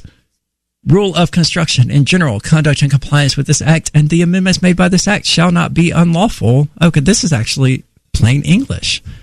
Well, it was. The proceeds from any transactions in compliance with this act and the amendments made by this act shall not be deemed to be the proceeds of an unlawful transaction under Section 1956 or 1957 of Title 18 United States Code or any other provision of law. Cool story, bruh. Thanks for doing absolutely nothing that makes sense to anyone. I mean, who was it? Benjamin Franklin, who said that, it's no use for the people to have access to these laws if they're so long that no one can understand them. What's the tax code at? Like 10,000 pages now? Yeah. I've got some perspective. I've written a 1,300-page book. I've got some perspective on what 10,000 pages is like. It's massive. Yeah. And I can't imagine how permanently damaged the brain of the poor intern who had to type that crap out is. They have to be in an insane asylum by now. Obviously, it was multiple interns because they just keep adding provisions and crap to it, but I imagine it's just 10,000 pages of this. These bills that get passed that are these 10,000 page bills. How long did that take to write? Clearly, it must have taken I would think it must have taken a really, really long time. Probably longer than they actually had available, like during the session, during their time in office, maybe, right? I'm willing to bet because of the importance of eliminating typos and things like that it takes longer to write a 10,000 page bill than it would to write a 10,000 page in legalese. novel. It's not just normal conversational writing. Yeah, and they have to constantly reference other legalese. So, 10,000 pages of that. Anything that passes that's that long has had to have been in the works for a very, very long time. Or just be rehashing, something that was already, they tried to get to pass that didn't pass, or maybe did pass but got thrown out of the court system, et cetera, et cetera. What are those child's, I forget what it's called, Child Online Protection Act or something like that they tried to pass like a dozen times and every time it got thrown out? You know what I'm talking about? You mean like SOPA and PIPA? I don't even remember anymore. Possibly. Well, I think those were more about internet kill switches that the government wanted. Yeah, I don't know. It was that. I'm thinking this happened. I think more in the 90s. So that's too recent. Okay.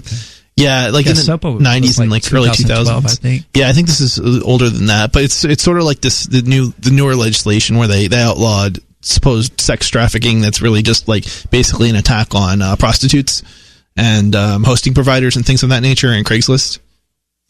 Yeah, that was seriously problematic. Oh yeah, and that we're still seeing the consequences of that. But I'm waiting for that to be thrown out. because I suspect it's a lot of the same rehashing of what we already had multiple times thrown out by the Supreme Court. But if you want to legalize, if you want to actually do something about sex trafficking, legalize prostitution. Yeah, that would fix the problem. Yeah, because you don't have pimps in Vegas where prostitution is no longer legal. It's legal within the county, but not the city limits of Las Vegas. Was it ever? I think it used to be. Are you sure? I thought it was always outside of the city limits that it was legal. I don't know, like a town over or something like that. I'm not an expert. Fair enough. Subject, but you don't have pimps there drugging chicks and smacking them around because it's legal. It's an upfront, above the table business, and ideally we would have that everywhere. Get rid of the pimps, get rid of the drugs, get rid of the diseases, and actually legalize it and let these people treat it like any other business. Yep, the worst thing they could have done to prostitutes was passing that law. Yep. Well, this has been the Call to Freedom, but don't go anywhere. We'll have more of this discussion coming up tomorrow. Not this discussion, but more related conversation, probably with less yelling from yours truly, coming tomorrow. But don't go anywhere because Free Talk Live is coming up next.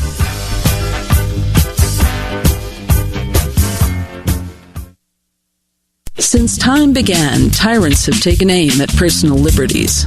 Now there's a movie that aims back. The government has no more right to tell us what to put in our bodies than they have to take our guns or tell us what books we can read. 6 drug police were eaten by bears while raiding a marijuana farm. On your knees, you dirty hippies! Jesus. On your knees! What's the problem, officer? Today, many cops who enforce pot laws do so only because it provides them with cushy jobs, good benefits, and a chance to push people around. I was an undercover narcotics officer. The drug war is nothing but a farce. The Second Amendment says you got to keep you and your gat intact. Guns and Weed, The Road to Freedom. A film by Michael W. Dean and Nima Vadadi. DVD available now at gunsandweed.com or on Amazon. That's gunsandweed.com. Makes the perfect gift. Remember, that's gunsandweed.com. LRN.FM now has a Discord. Discord is a free text and voice chat platform, and we now have our own server with a bunch of channels at discord.lrn.fm. You can join other listeners as they chat about various things during our live shows, or anytime, day or night. Discord software is available cross-platform, so you can have it on whatever device you want and take your chats anywhere. Join our Discord at discord.lrn.fm. That's discord.lrn.fm. So you've signed the Shire Society Declaration and are planning your move to New Hampshire to be around more liberty-oriented people. Next, sign up for the Shire Society Forum at forum.shiresociety.com. There are a bunch of